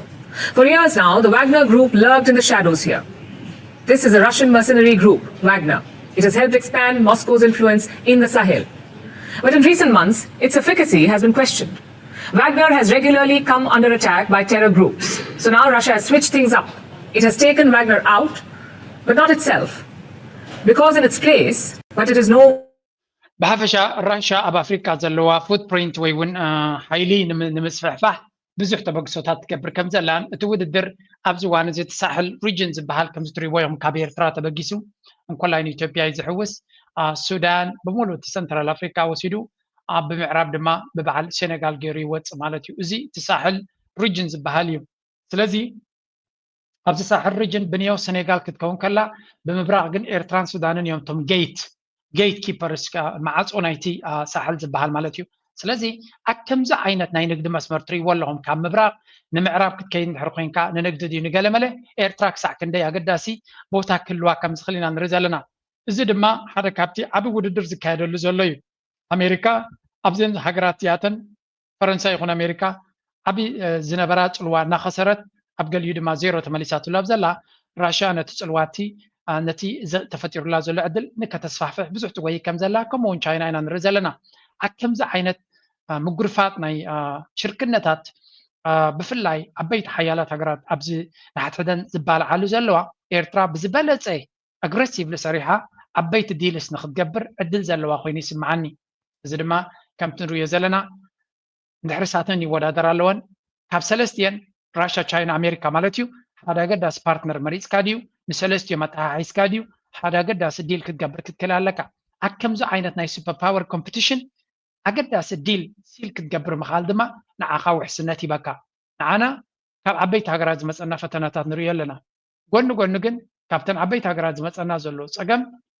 عبت مجابريا زلو قربيتنا ولا حنت أفضل بحرن استراتيجية واجد سنتنا بزيب اللي بوتنا هلا وخلو نعانا نتزلنا سقطات نخيل تكملوا شجر فتيرنا زلو حيلنا نرزلنا سلزي حيال زخون دبلوماسيا وقوية بفلا يبزبن أبي عندنا تون أشيالناتون أبزر رايلو زلو إيرترا aggressively diplomatically كتقوي كتكلالوا أجد دستي ديل استماع كتعاس أنت تدخل نايب حكي المبزعتو إيرتراوي رقعتن حقوسن متأمامن مفطروا اللي زبل إمنات علني أنت تعلمنا كم ذات ريواز لهم أب برتو زخوني كردم يا زلا كابو كي وتانا كل زي نايكو تبع مغرقي هابكو هاك حل فايدة لنا that the United States should be the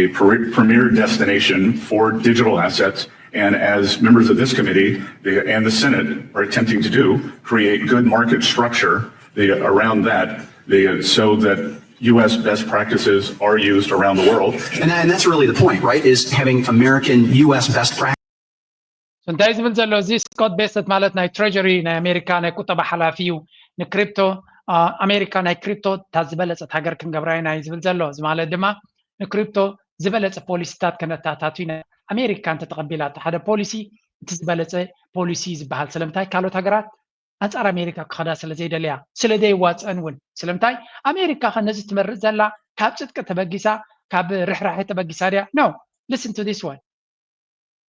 dollar, the world's most watched currency, is having a very rough time. It is heading for the biggest drop in over 3 months. The dollar has been on the downward trend since January of 2025, as I mentioned in my previous videos, you might recall. So this is not a coincidence. The dollar slide is raising deeper questions about global policy, trade, and even America's role in the world financial system. There has been ከምዛ ትሪእዎ ዘለኹም ዶላር ናይ ኣሜሪካ ኣብ መንቆልቋል ስለ ዝርከብ ዘሎ እንታይ ይገብሩ ኣለዉ ኣሜሪካውያን በቲ ሓደ ሪስፔክት ክንቦም ከማን ከይፈተኻ ክትቦም ኣለካ ስለምንታይ ዶላር ናብ ቆልቆሎም ስከደ እንታይ ይገብርዎ ኣለዉ ንክሪፕቶ ይምንጥልዎ ኣለዉ ክሪፕቶ ቢትኮይን ካልኦት ክሪፕቶ ወሲዶም ምስ ቢትኮይን ባንድል ብምግባር ናይ ክሪፕቶ ብፍላይ ናይ ቢትኮይን ሱፐር ፓወር ክኾኑ እዮም እዚ ድማ ንዶላር ምስ ቢትኮይን ድሕር ኮኔክት ጌርካዮም ዝበዝሐ ቢትኮይን ተገዚኦም ናቶም ኮርፖሬሽንስ ብዙሕ ገዚኦም ኣለዉ እቲ መንግስቲ ድማ ክገዝእ 1 ሚልዮን ቢትኮይን ክገዝእ ይበሃል ኣሎ ኩሉ ነዚ ሓዋዊስካ ነቲ ዶላር ከም ብሓድሽ ንሓደ 10 ዓመት 20 ዓመት ሓያል ኮይኑ ንክቕፅል ኣብ ዓለም ዝበዝሐ ወርቂ ዘለዋ ዲፖዚት ኣሜሪካ እያ ዝበዝሐ ቢትኮይን ተወሲኻትሉ ዝበዝሐ ፀጋታት ዘለዋ ስለ ዝኾነት ኣብ ዓለም ሓያል ኮይና ንክትቅፅል ምዝ ኩሉ ዕዳናታ ምዝ ኩሉ ሽግርናታ ሓያል ኮይና ንክትቅፅል ኩሉ ዘድሊ ትኽክለኛ ውሳነታት ትወስን ኣላ እተን ንኣሽቱ ሃገራት ከም በዓል ኤርትራ ድማ ነዚ ሕጂ ዝፍጠር ዘሎ ዳይናሚክስ ያሬት ተኸቲሎም ዘድሊ ስጉምቲ እንተዝገብሩ እየ ዝብል ኣነ ግን ዌል ኤርትራ ኣትሊስት ኣብ ከምኡታት ከምዘየለና ንርኢ ዘለና ብሕቡእ ትገብሮ እንተላ ድማ ካብ ልቢ ይሕጎስ ግን ዘይፈልጦ ነገር ከተንባሃልኩም ኣይክልኒ ሕጂ ምኽሪ ንእሽተይ ምኽሪ ድማ ድሕሪ ሕጂ ከምዘን ምኽርታት ክውስኽ ክፍትን እየ እንተደይ ትፈትዎን ኮይንኩም ኣብ ኮሜንት ሴክሽን ንገሩኒ ኢኹም There are 4 seasons. 0 to 5, that's where you're just teaching them discipline. 5, all the way over to about 12, that's where you're training them. This is why trying to be your kid's friend too early backfires. 12 to 18, that's where you're coaching them. 18 and over, that's where you're their friend. Do not make the mistake. እዛ ዘረባ እዚኣ ፕሊስ ወለዲ ዘለኹም ፅቡቅ ጌርኩም ስምዕዋ ነዚኣ ክሰምዑ ለይ ደሊ ቆልዓ ዝዕቢ ዘሎ ኣነ ንባዕለይ ኣይውሽ ኣቐዲመ ፈሊጠ ዝብል ዘለኹ ስለ 4 ደረጃ ናይ ተዓባብያ ቆልዓ ኣሎ ይብላ ኣሎ 4 ሲዝንስ 4 ወቅቲ ኣሎ ይብላኩም ኣሎ ቀዳማይ ካብ 0 ክሳብ 5 ዘለዉ እንታይ ይብለና ኣሎ ስምዕዋ ካብ 0 ክሳብ 5 ዘለዉ እንታይ ዓይነት ወላዲ ክትከውን ኣለካ That's where you're just teaching them discipline. ካብ 0 ክሳብ 5 ዘሎ ህፃን ዲስፕሊን ኢኻ ክትምሮ ዘለካ ስነ ስርዓት ኢኻ ክትምሮ ዘለካ ስለዚ ካብ 0 ክሳብ 5 ዘለዉ መሓዛኻ ዓርቂ ክትገብሮ ኣይኮነን ከም ወላዲ ሓላፍነትካ ስነ ስርዓት ክትምሮ ክትክእል ኣለካ ሓደ በሉለይ ድሕሪኡ 5 all the way over to about 12, that's where you're training them. ካብ 5 ክሳብ 12 ትምህርቲ ዝጅምሩሉ ግዜ ትሬኒንግ ኣሰልጣኒ ናቶም ትኸው ትሬኒንግ ስለዚ ናይ ቋንቋ ትሬኒንግ ድዩ ናይ ካልእ ትሬኒንግ ድዩ ናይ ገለ ትሬኒንግ ድዩ ናይ ስፖርት ትሬኒንግ ድዩ ናይ ኩሉ ናይ ትምህርቲ ናይ ኩሉ ትሬኒንግ ትበሉ ግዜ እዩ ካብ 0 ክሳብ 5 እንታይ ኢለኩም ስነ ስርዓት ዲስፕሊን ካብ 5 ክሳብ 12 ትሬኒንግ ክትቦም ክትክእል ኣለካ ኦኬ ትሬኒንግ ማለት መምህር ኮይንካ ትምህሮም ኣለኻ ማለት እዩ ትሬኒንግ ተግብሮም ኣለኻ ድሕሪኡ This is why trying to be your kid's friend too early backfires. 12 ኣብዚ ካብ 0 ክሳብ 12 መሓዛ ናይ ወድኻ ዓርቂ ናይ ወድኻ ኮን ዝብላካ የለን ስለምንታይ ግዝኡ ይኮነን መዓስ ኢኻ መሓዛ ናይ ዓርቂ ናይ ወድኻ ትኮን ዘለካ ለስን ካብ 12 ክሳብ 18 ቲኔጀርስ ኣብ ዘለዉ ልኸ እንታይ ኢኻ ክትከውን ዘለካ 18, that's where you're coaching them. 18 and over, that's where you're their friend. ስለዚ ካብ 12 ክሳብ 18 ድማ you train them ብላካ ኣሎ ናቶም ኮች ትኸውን ኮች ማለት እንታይ ማለት እዩ ኣማኻሪ ናቶም ትኸውን ማለት እዩ ኣማኻሪ ናቶም ኮይንካ ናቶም መንገዲ እናመረፁ ስለ ዝኸዱ ከምቲ ቅድሚኡ ዝነበረ ዘይኮነ ኮች ኮይንካ ና ነዚያ ፅብቕቲ በዚያ ተትኸድ በዚያ ተትገብር እዚያ ተተሓይሽ እናበልካ ኣማኻሪ ትኸውን ካብ 18 ንላዕሊ ግን ማሓዝኦም ጥራይ ኢኻ ክትከውን ዘለካ ምክንያቱ ነቲ ቅድሚኡ ዝነበረ መጀመርያ ዲስፕሊን ድሕሪ ትሬኒንግ ድሕሪ ኮቺንግ ድሕሪ ጌርካዮ ኮይንካ ኣብ መወዳእታ ማሓዝኦም ኮይንካ እቲ ዝገበርካዮ ውፅኢት ኣምፅኢሎ ማሓዝኦምን ዓርኮምን ንክትከውን ጥራይ ኢኻ ትመርፅ እዩ ዝብለና ዘሎ ስለዚ ኣነ ኣብቶም ክልተ ደቀይ ኮች ኣብ ዝኾንኩሉ ደረጃ ይበፂሐ ዘለኹ ሕጂ ናተይ ኩነታት ኮች ምዃነይ ዝንገር ዘለኹ ስለዚ ኮች ዘለኹምን መሓዛ ዘለኹምን ዲስፕሊነር ነቲ ንእሽተይ በይቢ ድማ ዲስፕሊነር ምዃነይ ተልእኾ ናተይ ተረዲኒ ኣሎ ስለዚ እዚኣ ንዓኻትኩም እውን ክትጠቅም ትኽእል እያ ኢና ንብል ዘለና ሓንቲ ክውስኸልኩም እየ ምሳ أكالك زي نانا تأخلنا زي نشتغل. To 18, that's where you're coaching them. 18 and over, that's where you're their friend. Do not make the mistake of trying to be their friend when you should be training them, when you should be disciplining them. Don't make the mistake that you ought to be their friend when you should be their coach. Because here's what happens sometimes. Sometimes,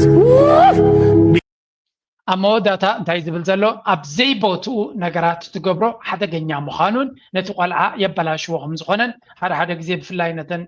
نسينجل مامس ويكان سينجل أبوتات انتاي زبل محازا سلا زي بالكا ويون قراب سلا زي بالكا نودخا كم ناي كال أبنت أب عصر تغلتك سب عصر كم حمشك عصر تغلتك محازا خا أبغون زقبو نو training كتبلو أبز قباكا محازا خا يتبرو نابلا يتزارب أتريد ما يتزارب أسا. Because you're not getting stuff from your spouse. You look for that kind of support and love from your kid, which therefore makes you want the connection with them at an unhealthy level and you don't even realize it. When you're raising a kid, they're forced. زين تبغيركم تتكبيركم من أبسط رابطنا بزو حاجة سكجبر لنا يخليو كم زين مخرطات حوس قبل كفتني دحر دي دليغمو حبري تعبوني أبكالك زيونكم كوسا كفتني أجي نابتكالي أرستات نايزوبانا هم الله بريزيدنت دونالد ترامب أنت بقرب متكتاتلو بريزيدنت أتشين سلونا مالنو نا ترامب كاندم كسوست غزي يهداسي قدبن اند أجندا ያነሳ ነውና በብዙዎች ዘንድ ትራምፕ የህዳሴ ግድብን እንደ መደራደሪያ ሊጠቀምበት ነው ወይ? በተለይ ይሄ የእስራኤል የስለላ ኃላፊው ዴቪድ የሚባለው ፍልስጤማውያንን ከጋዛ ወደ ሊቢያ፣ ኢንዶኔዥያ እና ኢትዮጵያ እናመጣለን የሚል የሰሞኑ ትልቁ ዜና እሱ ነውና እሱን ለማ ሴንተር አድርጎ ህዳሴ ግድባችንን ሊደራደር ነው ወይ? ትራምፕ እየመጣ በገንዘብም እኛ ዋተናል አሜሪካኖች ያለንበት بحفشة إثيوبيا ناي دونالد ترامب بزعباتي هداسي قدب زبلو دزاربو زلو چنكات فتيرو لهم كم زلون بخلته وغان كن ريينا زخا اقداسيو كم عينة دراما وترك فتر لهم كله نيرترا قربت لي تنفاس نغتركب يزي قبر معناته إيرترا يكونوا تنكم تقبرهم زلا يا بريزيدنت ترامب ተናግሯል ሰምተናል ሁላችንም ግን ለምንድን ነው የተናገረው የሚለውን ነገር ነው ብዙ ሰው ያልተረዳው ምን አይነት ጫና ግብጽ ላይ ማሳረፍ ስለፈለገ እያመጣ ያነሳል ያን ነገር ደጋግሞ ያነሳል አሁንኛ አድቫንቴጃችን አንዱ ጥያቄ ምንድነው የትራምፕ ንግግር ኢትዮጵያ ላይ ጫና ለማሳደር ነው ወይስ ግብጽ ላይ ነው የሚል ግብጽ ላይ ነው እኛ ላይ አይደለም እነሱ ግብጽን የፈለገው ግብጽን የሚፈልግበት ምክንያት ደግሞ ጋዛ ይኸውልህ هجي اليوم كما يجر كاتري يوم مسلكم أبي أحمد تكونتات دونالد ترامب عصرت جزيني إثيوبيان تديقام بعلنا سرحنايو نيغوسيشن كنجبرينا قلقلا قبل كله نجبت تعطينا مفتعر زقبرو زلو سحر مخانو نجبت دما بقداينا إسرائيل زملكات مخانو يوم تزارب زلو and there is some truth to it ولا كنا عطاتهم كابتي equation كابتي زلو كونتات أوتي ومتلو ديجانا توميزي بجنزبنا سرحنايو زبلو زلو نعو قديفو حليفو يزاربهم زلو ግብጽ ግን እንታይ ገራሃ ይብልለው በግልጥ ይከነ ተሐዙ ስለዝሆና በካይሮ የሁለት ቀናት ጉብኝት ያደረጉት የቻይናው ጠቅላይ ሚኒስትር ሊ ኪያንግ ከግብጽ አቻቸው ጋር ያደረጉት ስምምነት እንደሆነ ተነግሯል። ከነዚህ ስምምነቶች መካከል በቻይና ገንዘብ ዩዋን የንግድ ልውውጥን ማስፋፋትና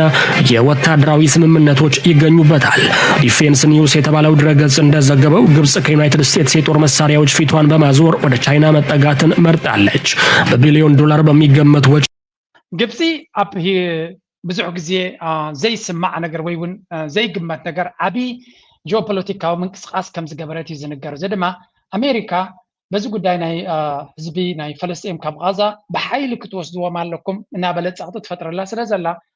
ኣሜሪካ ድማ ምስ እስራኤል ኮይና ሽግር ክትፈጥረላ ምስ ጀመረት እንታይ ገይሮም ምስ ቻይና ሓደ ዓቢ ዲል ሓደ ንግዲ ብባጤራ ናቶም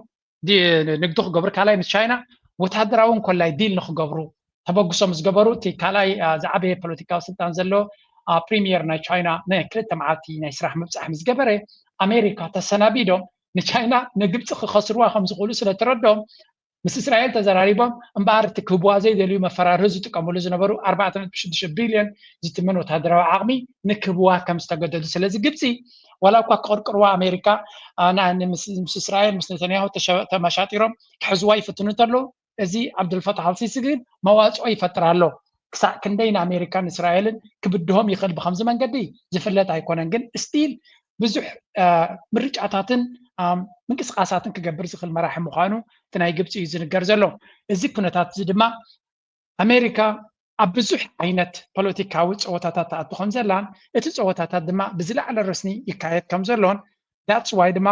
ኣሜሪካ ስቲል ምስ ግብፂ ዘለዎም ኩነታት ኣብ ጉዳይ ናይ እስራኤል ኣብ ጉዳይ ናይ ፈለስጢን ናይ ቃዛ ሓደ መደምደምታ ክብፃሕ ስለ ዘይተኻለ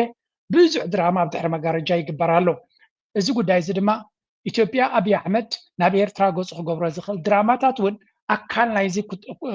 ምትሕሓዝ ምስ ዘለዎ እዩ ስለዚ እንተስ ባሉታ እንተስ ባወንታ ምትሕሓዝ ኣለዎ እዚ የጦር መሳሪያን ከቤጂንግ ለመግዛት መስማማቷ ተዘግቧል። የቻይናን የአየር መከላከያ ስርዓቶች ለመጀመሪያ ጊዜ በግዛቷ ላይ መትከሏም ይፋ ሆኗል።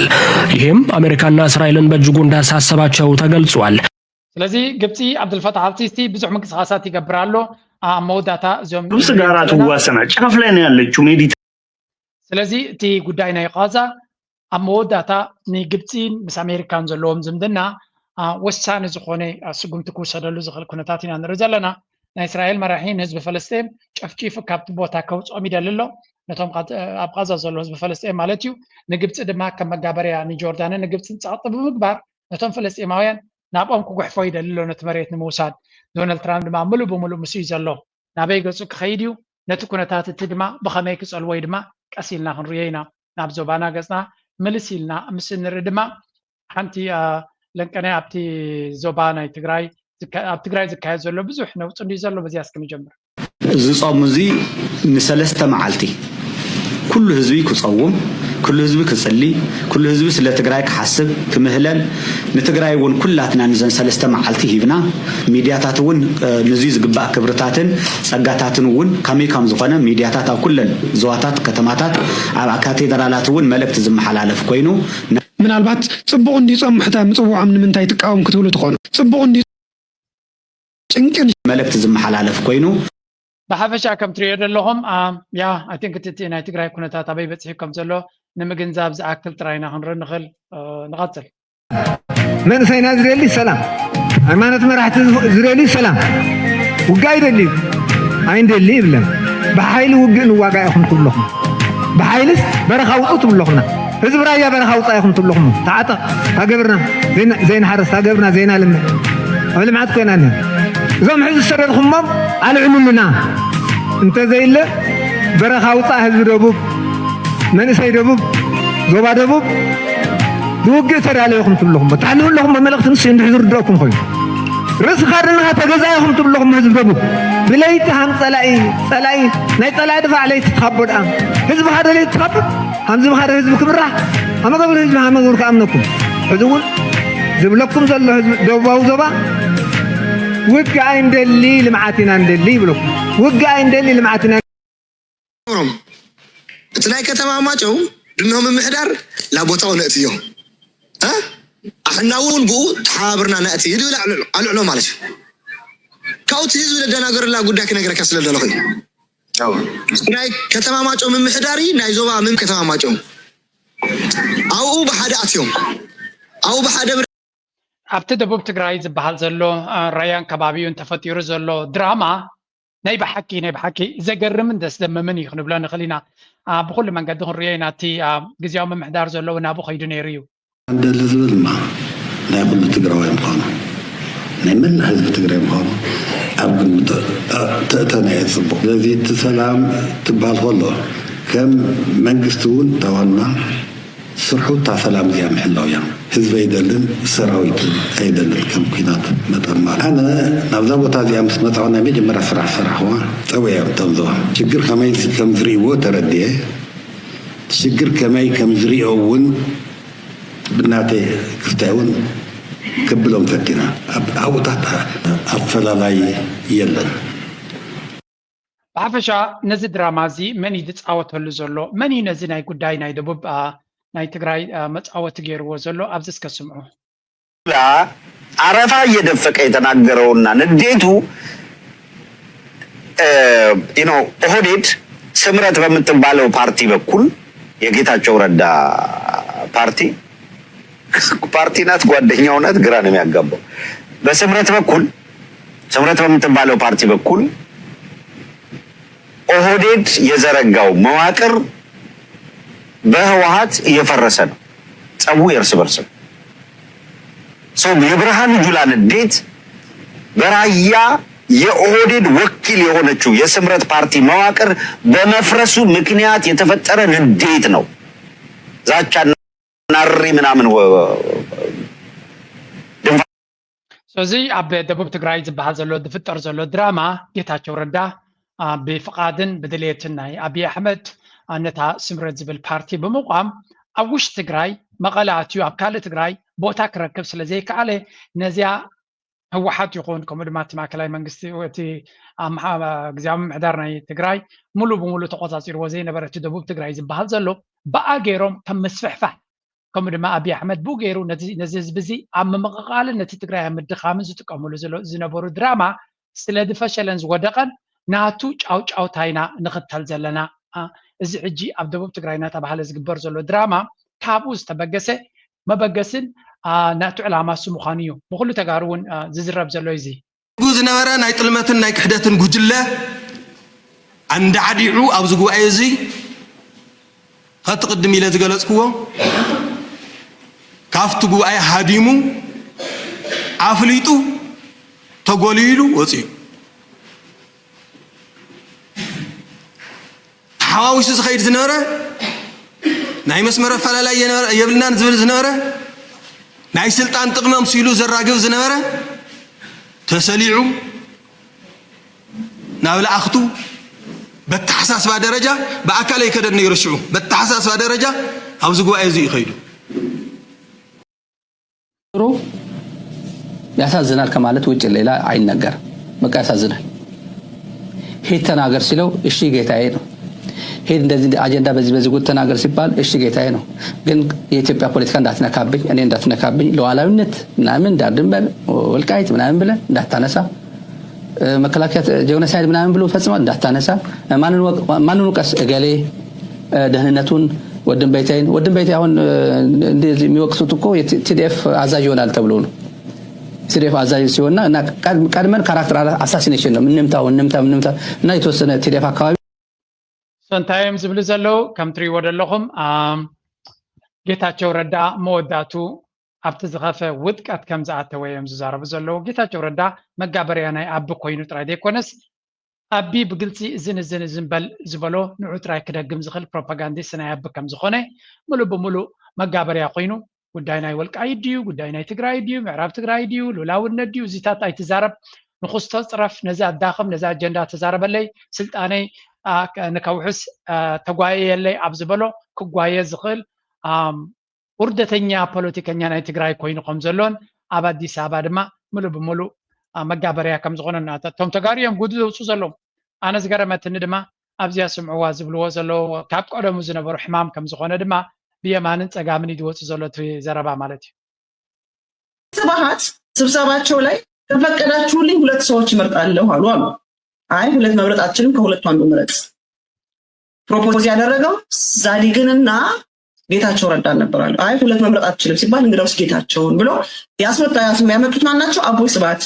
አቦይ ስብሃት የሚባሉት ደግሞ ምን አሉ? እንዴት ነው ጌታቸውን ልትመርጠው ቻልክ ሲባል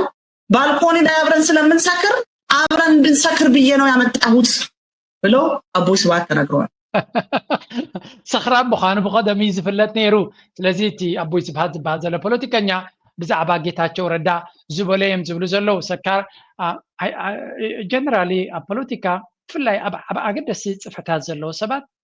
ካብ መስተ ኣዝዮም ክጥንቀቑ ክኽእሉ ኣለዎም። ሰኽራማት ሰባት ኣብ ፖለቲካ ዓብ ቦታ እንተሪብካዮም ክንምንታይ ሓደጋ ናይ ሰኽራም ባህሪ እንታይ ክትፈልጡ ዶ? ኩሉ ግዜ ናይ ምቁማር ባህሪ ኣለዎ። መጠን ሰብ ብዙሕ መስተ ዝፈቱ ዝኾነ መጠኑ ምሕሳብ ኣሎ ምስ እዩ ዝኸይድ ምስቲ ኣልኮል እዩ ዝኸይድ ምሕሳብ። ምክንያቱ ሰኺርካ እንተ ነርካ ኣይሰኸርኩን ኢልካ ምክንያት ክትፈጥር ኣለካ ክትሕስቕ ትክእል ኣለካ ኣብ ሓዳርካ ክትሕስቕ ትክእል ኣለካ ኣብ ስራሕካ እውን ምክንያቱ ሰኽራም ሰብ ኣብ ስራሕ ክብሪ የብሉ ኣብ ሓዳር እውን ብድሆታት ኣለዎ። ስለዚ ዝሰክር ሰብ ብዙሕ መስተ ዝፈቱ ሰብ እንተተኻኢሉ ስልጣን ክወሃበ የብሉን እንተደየለ ድማ ኣብ ዓበይቲ ፅፍሕታት ክትገብሮ የብልካ። ስለምንታይ ሓደጋ ናይ መፍጣር ክእለቱ ዝለዓለ እዩ። መስተ ወልፊ እዩ። ወልፊ ዘለዎ ሰብ ድማ ብወልፊ ግዳይ ክኸውን ከም ዝኽእል ክትክእል ኣለካ። ስለዚህ ጌታቸው ረዳ ድማ ድሓን እቶም ወገኑ ዘሎ እቶም ወገን ራያ አክቲቪስት ከንታይ ይብሉ ኣለዉ ደሲ የኾነ ትመርሕሲ ኣንሽቲ እኳ ትሕዚ 4 ንሽቲ ዝጠገለ ይብልኻይ ዝልፈረቕኻዮ ቅርሺ ልሃብካ ኢኻ ተታልለልኻ ዝልፈረቕኻዮ ቅድሚ ሕዚ ካብ ግዜያዊ ምምሕዳር ዝወሰድኻዮ 80 ሚልዮን እሱ ልሃብካ ኢኻ ቆልዒትካ ተንጠባጥብለኻ ካብ ናዒባ በየናይ መልሓስካ ተእምና ኢኻ ንኣይ ተጓልያ ምሳኻ ትርስ ወዲ ወረደስ ታይኻ ክስታይ ታሽሙ ክስታይ ይፈትወክ ምሽ ታሽሙ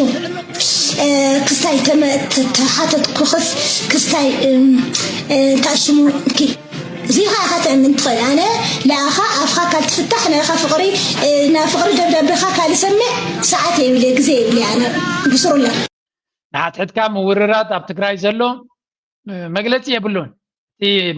مزنت على نحت كام تهررام نسأل أي خا خاتم مني وريدهم مزلو درجة بس خاسم هو مسكه يتونا مرار حازب الزار ونوره ارتيكل حنت تصحفو زي يخلو مهيمات ملشاتات وارديا زنورو ناي بانكتات بتاع مقفعيو كمزي زبله نزي كاب كورن العالم مرار حزبهالون يقبو دي يقبو انت توهيلون فصم منوريو انت خونه زلا على لمد زلو سراويتيو بهراوي هافت تግራይ ناشونال اسيت نولاي نزي بهراوي هافتخا نزي بهراوي خبرخا كمز بزبله زورده ነገር ተናሽ ወይ ኮነን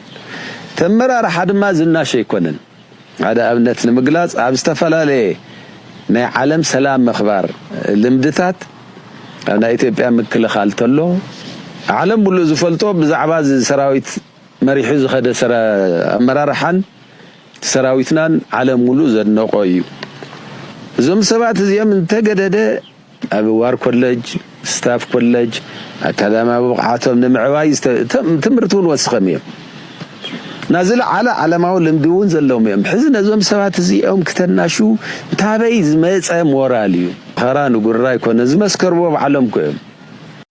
بحفشا كم نريد لنا تي أمن حتى كازلو مدففار مزنت آل تنقل شرحي كم معلتي ناب أسايز خيزلو نحت حدوك الكبابر زي كعلى اللي دما نابير تراغصو كبرت كنت عبارق يلكا مصباي يوهنت راي كون زغل نخل نجار بتخكلنيا سلو كتريا مفتان اتزبلت خويني تسمعني نغتل زبال زلو لنكنه هو تግራይኒ ትግርኛን ትግራይ ኤርትራን ትግራይኒ ናይ በሓቂ ከምዚ ዓድ መስደት يرنا ናይ በሓቂ ጉዳይ እንተሪአና መፍትዕ እንተረኸብና ይሓይሽ እምበር እጂ እዚ ዝሰለተ ህዝቢ ትግራይኒ ኣብ ትግራይ ደሎን ህዝቢ ኤርትራ ድማ ትግርኛ ዝዛረብኒ ብሓንሳ ናይ በሓቂ ሓቢሮም ናይ በሓቂ ፍቅሪ ገሮም ተሰማሚዖም ጽምቲ ገሮም ክበሃል ከሎ እዚ የመጀመርያ ናይ በሓቂ ድሕጉሰኒ ብዙሕ ናይ በሓቂ ድሕጉሰኒ እሞ ንጽምዱ ኣነ ካብቶም ድድግፎ ናይ በሓቂ ኣነ ድግፎ ብውሽጢ ኣካላት ድግፎ ብኩሉ ሕለናይ እውን ናይ በሓቂ ደስ ብለኒ ኤርትራውያን ሓማስን ኣካል ጉዛይ ሰራይ እኮ ተጋሩ እዮም ስለዚህ ወፍሩ ጽምዶ ኢለሞ መበል 38 ዙሪያ ጽምዶ ዝብል ስያመ ብዕል ተዋሂቦል ክዳን ቲሸርት ገለሉ ሕጂ ኣብዚያ ትሪዋ ዘለኹም እቲ ጽምዶ ይቕበሎየ ይድግፎየ ክብሉ ከሎ ብወገን ትግራይ ከምዚ ኤርትራዊ ንጽምዶ ይድግፎየ ዝብል ዘሎ ጌርና ከይንወስዶ ልዑል ጥንቃቐ ከድልየና እዩ ስለምንታይ ከምኡ ዝብል ዘለኹም እታ ጽምዶ ትበሃል ንሳቶም እታ ቃል ብድሕሪ መጋረጃ ሕልሚ ኣለዎም ካልእ ኣጀንዳ ከም ዘለዎም ንርኢ ኣለና እቶም ኤሊት እየ ዝብለኩም ህዝቢ ናይ በሓቂ ደላይ ሰላም ክኾን ከም ዝኽእል ግምት ኣለኒ ኣብቲ ባይታ ኮይነ ስለ ዘይርዮ ዘለዎ ግን ህዝቢ መብዛሕቲ ግዜ ግዳይ ዳ እምበር ሰላም ዝጸልእ ኣይኮነን ሰላም ከየርብሖ እዩ ህዝቢ ሰላም ክነብር ስለ ዝኽእል እቲ ኤሊት ግን ካብ መዓልቲ ናብ መዓልቲ ጉልባቡ እናቐልዐ ዝኸይድ ዘሎ ኢና ንርኢ ዘለና እዚ ሕጂ ኣብዚያ ንመለስ እሞ እዚ ለንቀነ ኣብ መንጎ እዚኦም ዝካየድ ዘሎ መንርአ ሕዚ ያደመና ትድምን ዘላ ታደመና ናይ ጀኖሳይድ ትመፆም ከም ዘላ ዝፈለጡ ኤርትራውያን ሕዚ ጽምዶ ኢሎም እቲ ጽምዶ ኣወል ስዒድ ስኢሉ ልዕል ኣቢሉ ካብ መሬት ተልዒሉ ጽምዶ ዝበለ እዩ ዝመስሎ ሓደ ሰብ ብዙሕ ተኸይድዎ እዩ ስኢሉ ካብ መሬት ተላዒሉ ወይ ፍርሒ ስለ ዘለዎም ሕዚ ትፍርሖም ከዓ ሕዚ ስለ ዝጀመረ ይኮነ ንባዕሎም እኹላት እዮም ህዝቢ ትግራይ ተሓዊስዎ ከይኸይድ ግን ፖለቲካሊ ክሰርሑ ኣለዎም ኣብኣቶም ግን ገና ሕዚ ያደመና ትድምን ዘላ መጀመርያ زي هاي لدبيت نيرتراويان زيادة فري كم زلوا مو بأخا كرداء كم زخل بأخا خطك كم زخل غير كان يخاطر زلها صمدو حزبي بسلام كنبر نزخل امبر حدا نتحدا كابكينات نقطعنو كم زي كون فلوتيو لعلو كل دما نسخاتكم انت خيلكم نفسكم ما تعنو نسخاتكم نفسكم ما تعنو امبر نيرترا كتحجزوا تخوليو ويون زخون ኤርትራዊ ካብ ትግራይ ሓገዝ ክረክብ ይኽእል ኢሉ ዝኣምን የለን ምክንያቱ ን20-30 ዓመታት ኣብ ምትፍናን ነርካ ሎሚ ተገምጢፍካ ምስ ኤርትራ ንህዝቢ ኤርትራ ንሰራዊት ኤርትራ ንምድሓን ክትዋጋእ ትኽእል ኢኻ እሞ ከተጥዕኖ ትኽእል ኢኻ ዝብል ግምት ዘለዎ ወይ ሓሳብ ዘለዎ ውሑድ እዩ ብሰላም ንኽነብር ግን ክንብገስ ኣለና ዝብል ኣተሓሳስባ ስለ ዘለና እታ ጀኖሳይድ ገለ ትብልዋ ዘለኹም ኣብ ርእስኹም ዝተወቀጠት ስለ ዝኾነት ሕጂ እውን ናባኹም እያ ትመፅእ ዘላ እታ ጉዳይ ናባኹም ምዃና ፅቡቅ ጌርካ ኢኻ ትፈልጥ ናብ ኤርትራ ገፁ ዝብገስ ሓይሊ የለን ኤርትራ زأكل مدلاو زلو عقم زلو سراويت كم دما تهزب دما صلاعيو نصور زخون علامه زلو بحرناتون دولاونتناتون ناصنتون كجهز سلا زخونه حزب ኤርትራ ንሉላውነቱ ደው ክብል ከም ዝኽእል ፍሉጥ ኤርትራ ድማ ኣብ ዝኾነ ግዜ እውን እዚ ሕጂ ዝግበር ዘሎ ብድሕሪ መጋረጃ ሽምግልናታት እውን ነቲ ጉዳይ ክውድኦ እዩ ንስኻትኩም እንታይ ትኾኑ ትሕቶ I mean think about your people ዛዕባ ጉዳይካ ዛዕባ ሃገርካ ዛዕባ ህዝብኻ እንተሓለኻ ጽቡቕ እዩ ማለት ኣነ ዝጅ ክብል ከለኹ ነቲ ጽምዶ ወይ ነቲ ገለጠጠው ከነብል ስለ ዘለና ኣይኮነን ንሓትሕዶም ዝብልዎ ዘለዉ ጥራይና ክንርኢ ዘለና ኣብ መንጎኦም ዘሎ ኩናት እቲ ኤሊት ናይ ትግራይ ዝበሃል ማለት እዩ እንታይ እዩ እቲ ፀገሞም ክርዳእና ይክእልኒ ኣብዚ ስምዑ ሕጂ ዝብሎ ዘሎ ዝቆፅሮ እምበር ይተኽውለይ ከም ዘለዎ ኣይኮንኩን ምክንያቱ ኣነ ጥሎቱና ጎፈንድሚ ሓግዙና ገለገለ ላወልኩ ኣይውዕልን ከም ሃይለ ኣነ ናብ ቤት ጽሕፈት ሕወሓት ናብ ትእምት ናብ ኩለን ዞባታት ናብ ምምሕዳር ከተማ መቐለ ናብ ውልቀ ሰብ ሓፍ እዚ ሰብ እዚ ለንቀነ ናይ ጥዕኑ ድዩ ወላ ሓሚሚ ዘሎ ኣነ ክርዳእና ይከኣለን ኣሎ ብዙሕ ዘረባታት ክዛረብ ጀሚሩ ኣሎ ስምዑ ኣብዚ እግዚኣብሔር ይመስገን መጀመርያ ማእስ ገበሮ እዚ ቪድዮ እዚ ማብዚ ስምዑ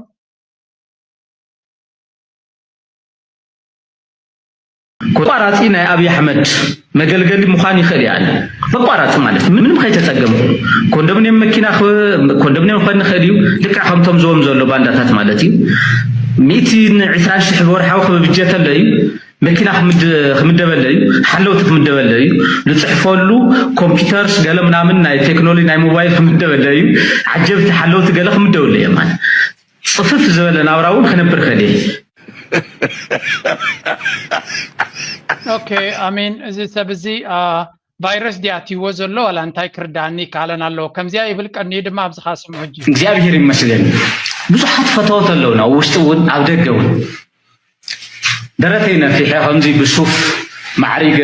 ከራባት እውን ትርእይዎ ዘለኹም ገይረ ፃዕዳ ሸሚዝ ገለ ከምዚ ዓይነት ነገራት ምናምን ታይመኽለኩም ኩሉ እዚ ፀዳ ኢለ መነፀረይ እውን ከምዚ ገይረ ክዛረብ ከለኹ ብዙሓት ፈተወት ስለ ዘለውኒ ኣብ መላእ ዓለም ዘሎ ትግራዋይ ናይ ስለ ዝሕግዘኒ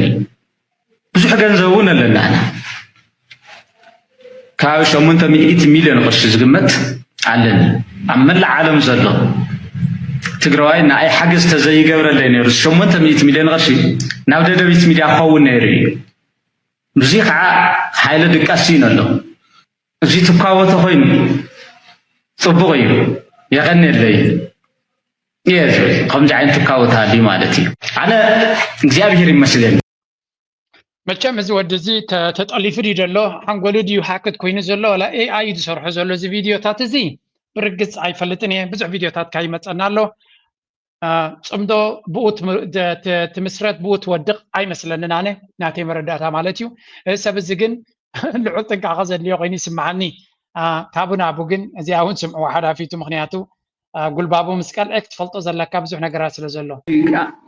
ኤርትራ እናበለ ብናይ ባራዩ መፀውዒ ሽም ትፅዋዕ ሃገር ናይ ባዕልና ናይ ኣክሱማውያን ባሕሪ ኣለና እዩ ሓድጊ ኣለና እዩ ኣዱሊስ ዝበሃል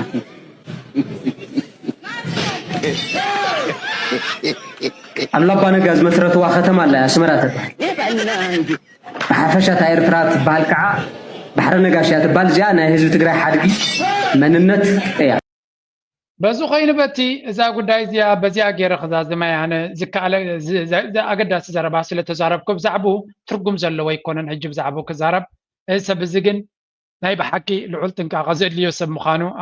ክንግንዘብ ንኽእል ኢና እቲ ወያነ ትብል ንስኻ ንሕናን ህዝቢ ኤርትራንሲ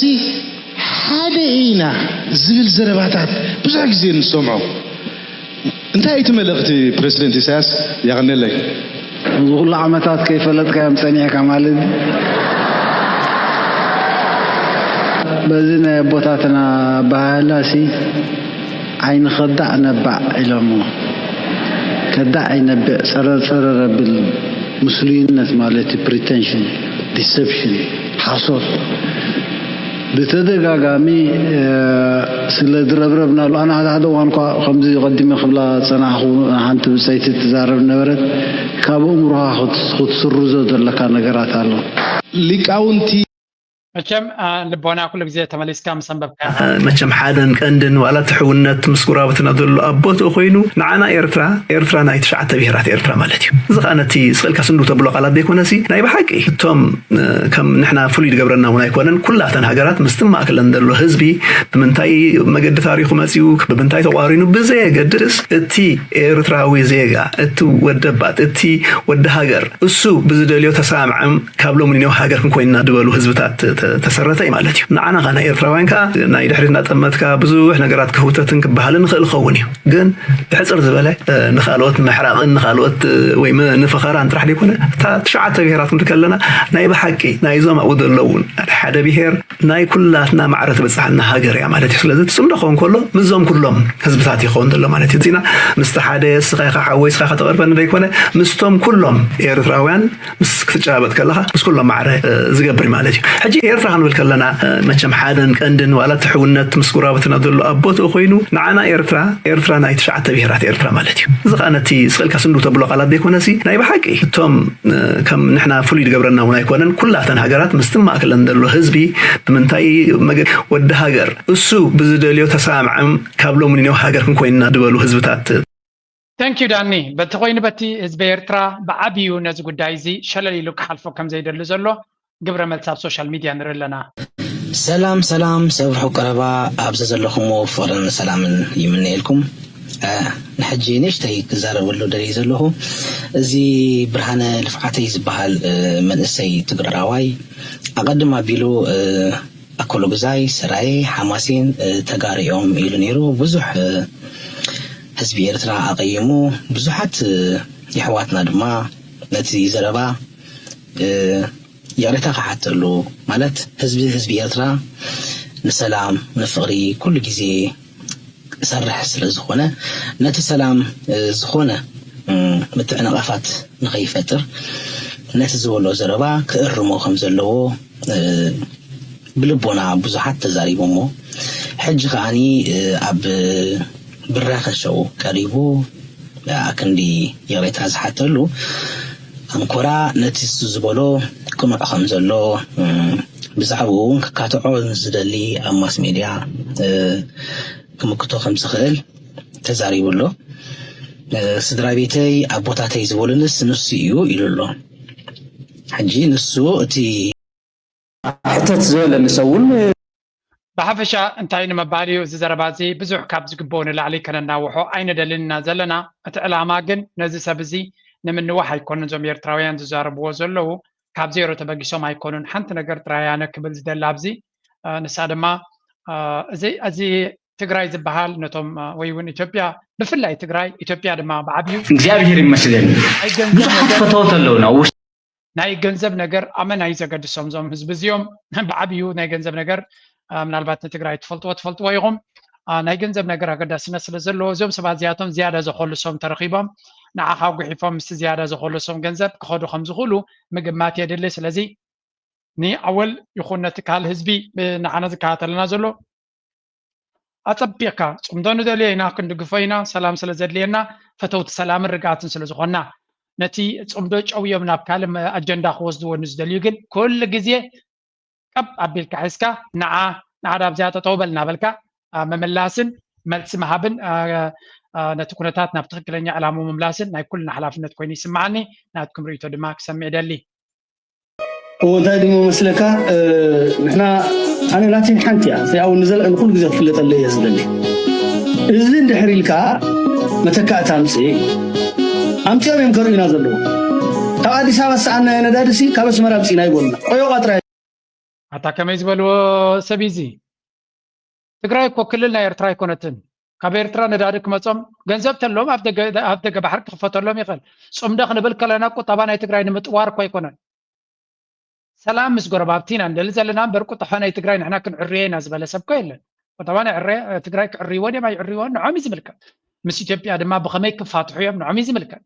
ስለዚ ኣገይን ነቲ ኩነታት ንምጭዋይ ብየማንን ፀጋምን ዝግበር ዘሎ ኣጀንዳታት ኢና ንርኢ ዘለና ልዑል ጥንቃቐ ዘድልዮ መድረክ ከም ዘሎ ድማ ንፍለጥ ምግንዛብ ከለናይ እስከ ናብ መንእሰያት ኤርትራ ንስገር እዚያ እስከስምዕዋ ኣብ መእተዊ መደብና ዝገለጽኮ እዚ መደብ እዚ ንመንእሰያት ኣተኩር ዘበለ ዕላል ወይ ዘተንዲና ክንገብር ብናትክ ተሞክሮ ወይ ብትናትክ ፊልድ ዝተምሃርኩሉ ዓውደ ትምህርቲ መንእሰያት ኤርትራ ኣብ ከመይ ኩነታት ኣለዉ ትብሊ ብመንፅር ዘጓንፎም ዘሎ ብድሆታት ኣብ ከመይ ደረጃ ኣለና ትብሊ ብፍላይ ከዓ እቶም ድሕሪ ናፅነት ዝተወለድና ኦፍኮርስ ኣብ ከመይ ደረጃ ኣለዉ ትብሊ أولي إذا حتى زي أنا حجي بناتي أمام تبناتي perspective كمل ساز دلي بتستمهر كل عودي مالت حجي تزقات من نازل بدهاتات بوليتيكاون قطباوني أكمي درجة لو دما أكتو قطباون بوليتيكاون زي كونس أكتي محبرة وكنتات نحنا كم يالله كريان كله تي تمن سي كم تيجبرالو كم يالله كم يسعروا لنا تينا زقات نزل بدهاتات كريان كله دي طعمي كبري هابوني بحكي كبري مالتي سعرنا نتي نزقات من نزل بدهاتات البتح تراي زي كون نزلنا انت يزبهلا بهلا لو بتعم دس بلاني حيال معدن زي حلف حيال بحرينيا يلن بحكي تزقات منا situations تما نعناني إرتراين من أسياد والحنتي تهيب لنا creativity غيرنا ما هستي أبزخونه إرتراوي أبزخونه نجريتي خيال زخون نجر كفتر صغيري أنا حجن أبنت بناتي personal كنجرك مالتي سنة حبرة سبن سنة بهن ودي ممهر اللهم ترديكني حجي كلتيو نفسه على عودي انجلش كتمهرن سنة حبرة سبن سنة بهن ودي كمت رأسه على عودي أحفظ كابير ترى دمتي conversations مسات انديو دس بلن توم منسيات ستيل جن مسعيناتهم زيادة وحس كهون خلالو زيادة عدلات كوهبا معلو كنبل كلنا كاب حاليوتناتهم استبقسي سياس كسمعوه ندلي مال دكتور بايلوت انجينير نابلنا إنا دليتاتنا نقلت أبتريلو درجان خطبت حد ما زي حلل تعريخات كايد موداتو ويقولنا فتمتو خطري دما هررتبل لوم دما تمنيتهم سمير لوم عاود استوغانات أفو تمرغتي عودة حكمنا على تمرغتهم أخيلو نابسترخيبنا لنا ناوم كبلو ممرغتاك نسمعك لنا كل جزينا نحقوس مغنياتو منسياتنا زل على درجات تمرتك وزدو بزل على درجة نكبس حين عند الذي نتهم كمان يسمى يونيفرسيتي كتعطوا عدد زرقابكم تذكراتكم كنت تحدثوا له تدخلوا بوتايزي مربع شامات ويكار لاف سكويرز بهالز نبريو سلازي أبو يمزو الرغزلو it's beautiful to see تناي medicine college زي yeah it's interesting ممرقتنا من سيات كنري كاب وتري دسب لنا I hope زبنهم تعيو زبالة عدلاتنا يبلتقنا كوهبهم مسكنيش هيك نسمعها. Okay, من جمرتاش ميحان سعيد بحال and كوابي جزاي كاني أسمرة مالتي أسمرة and department خا dental therapy. dental therapy كاتو كو حق زروا كم زي إن شاء الله تي عودي بتعمي طبو in fact أبتي جزيت مرتي ما رأيو hard مالتيو بتعمي ما رأ خد تعير مزنعتي اللي يوجله concentrations أب studying راح يزخون أو كونسنت فريزجي استكن صحتنا تعطي نعم تعمهم مسجونهم يدلي سالهم يبزبط صحة and thank you so much قال كاب حفشان كلهم زوم graduates مساي كونغرا كلهم يدلي نوم هراني كلهم فترتين ما تيجي بيرتان عخاني thank you so much سلف عن دكتور عقبو فريزجي استكن دق درع استخ كرن كبابيري اللي تنتقن قروا وقت زوبقاش باركة قدمر بكون حكيم سنة نان زتري وزل هون كا بلينايو ببلين زارب زلو هذا نفع كابتم تمرقتيو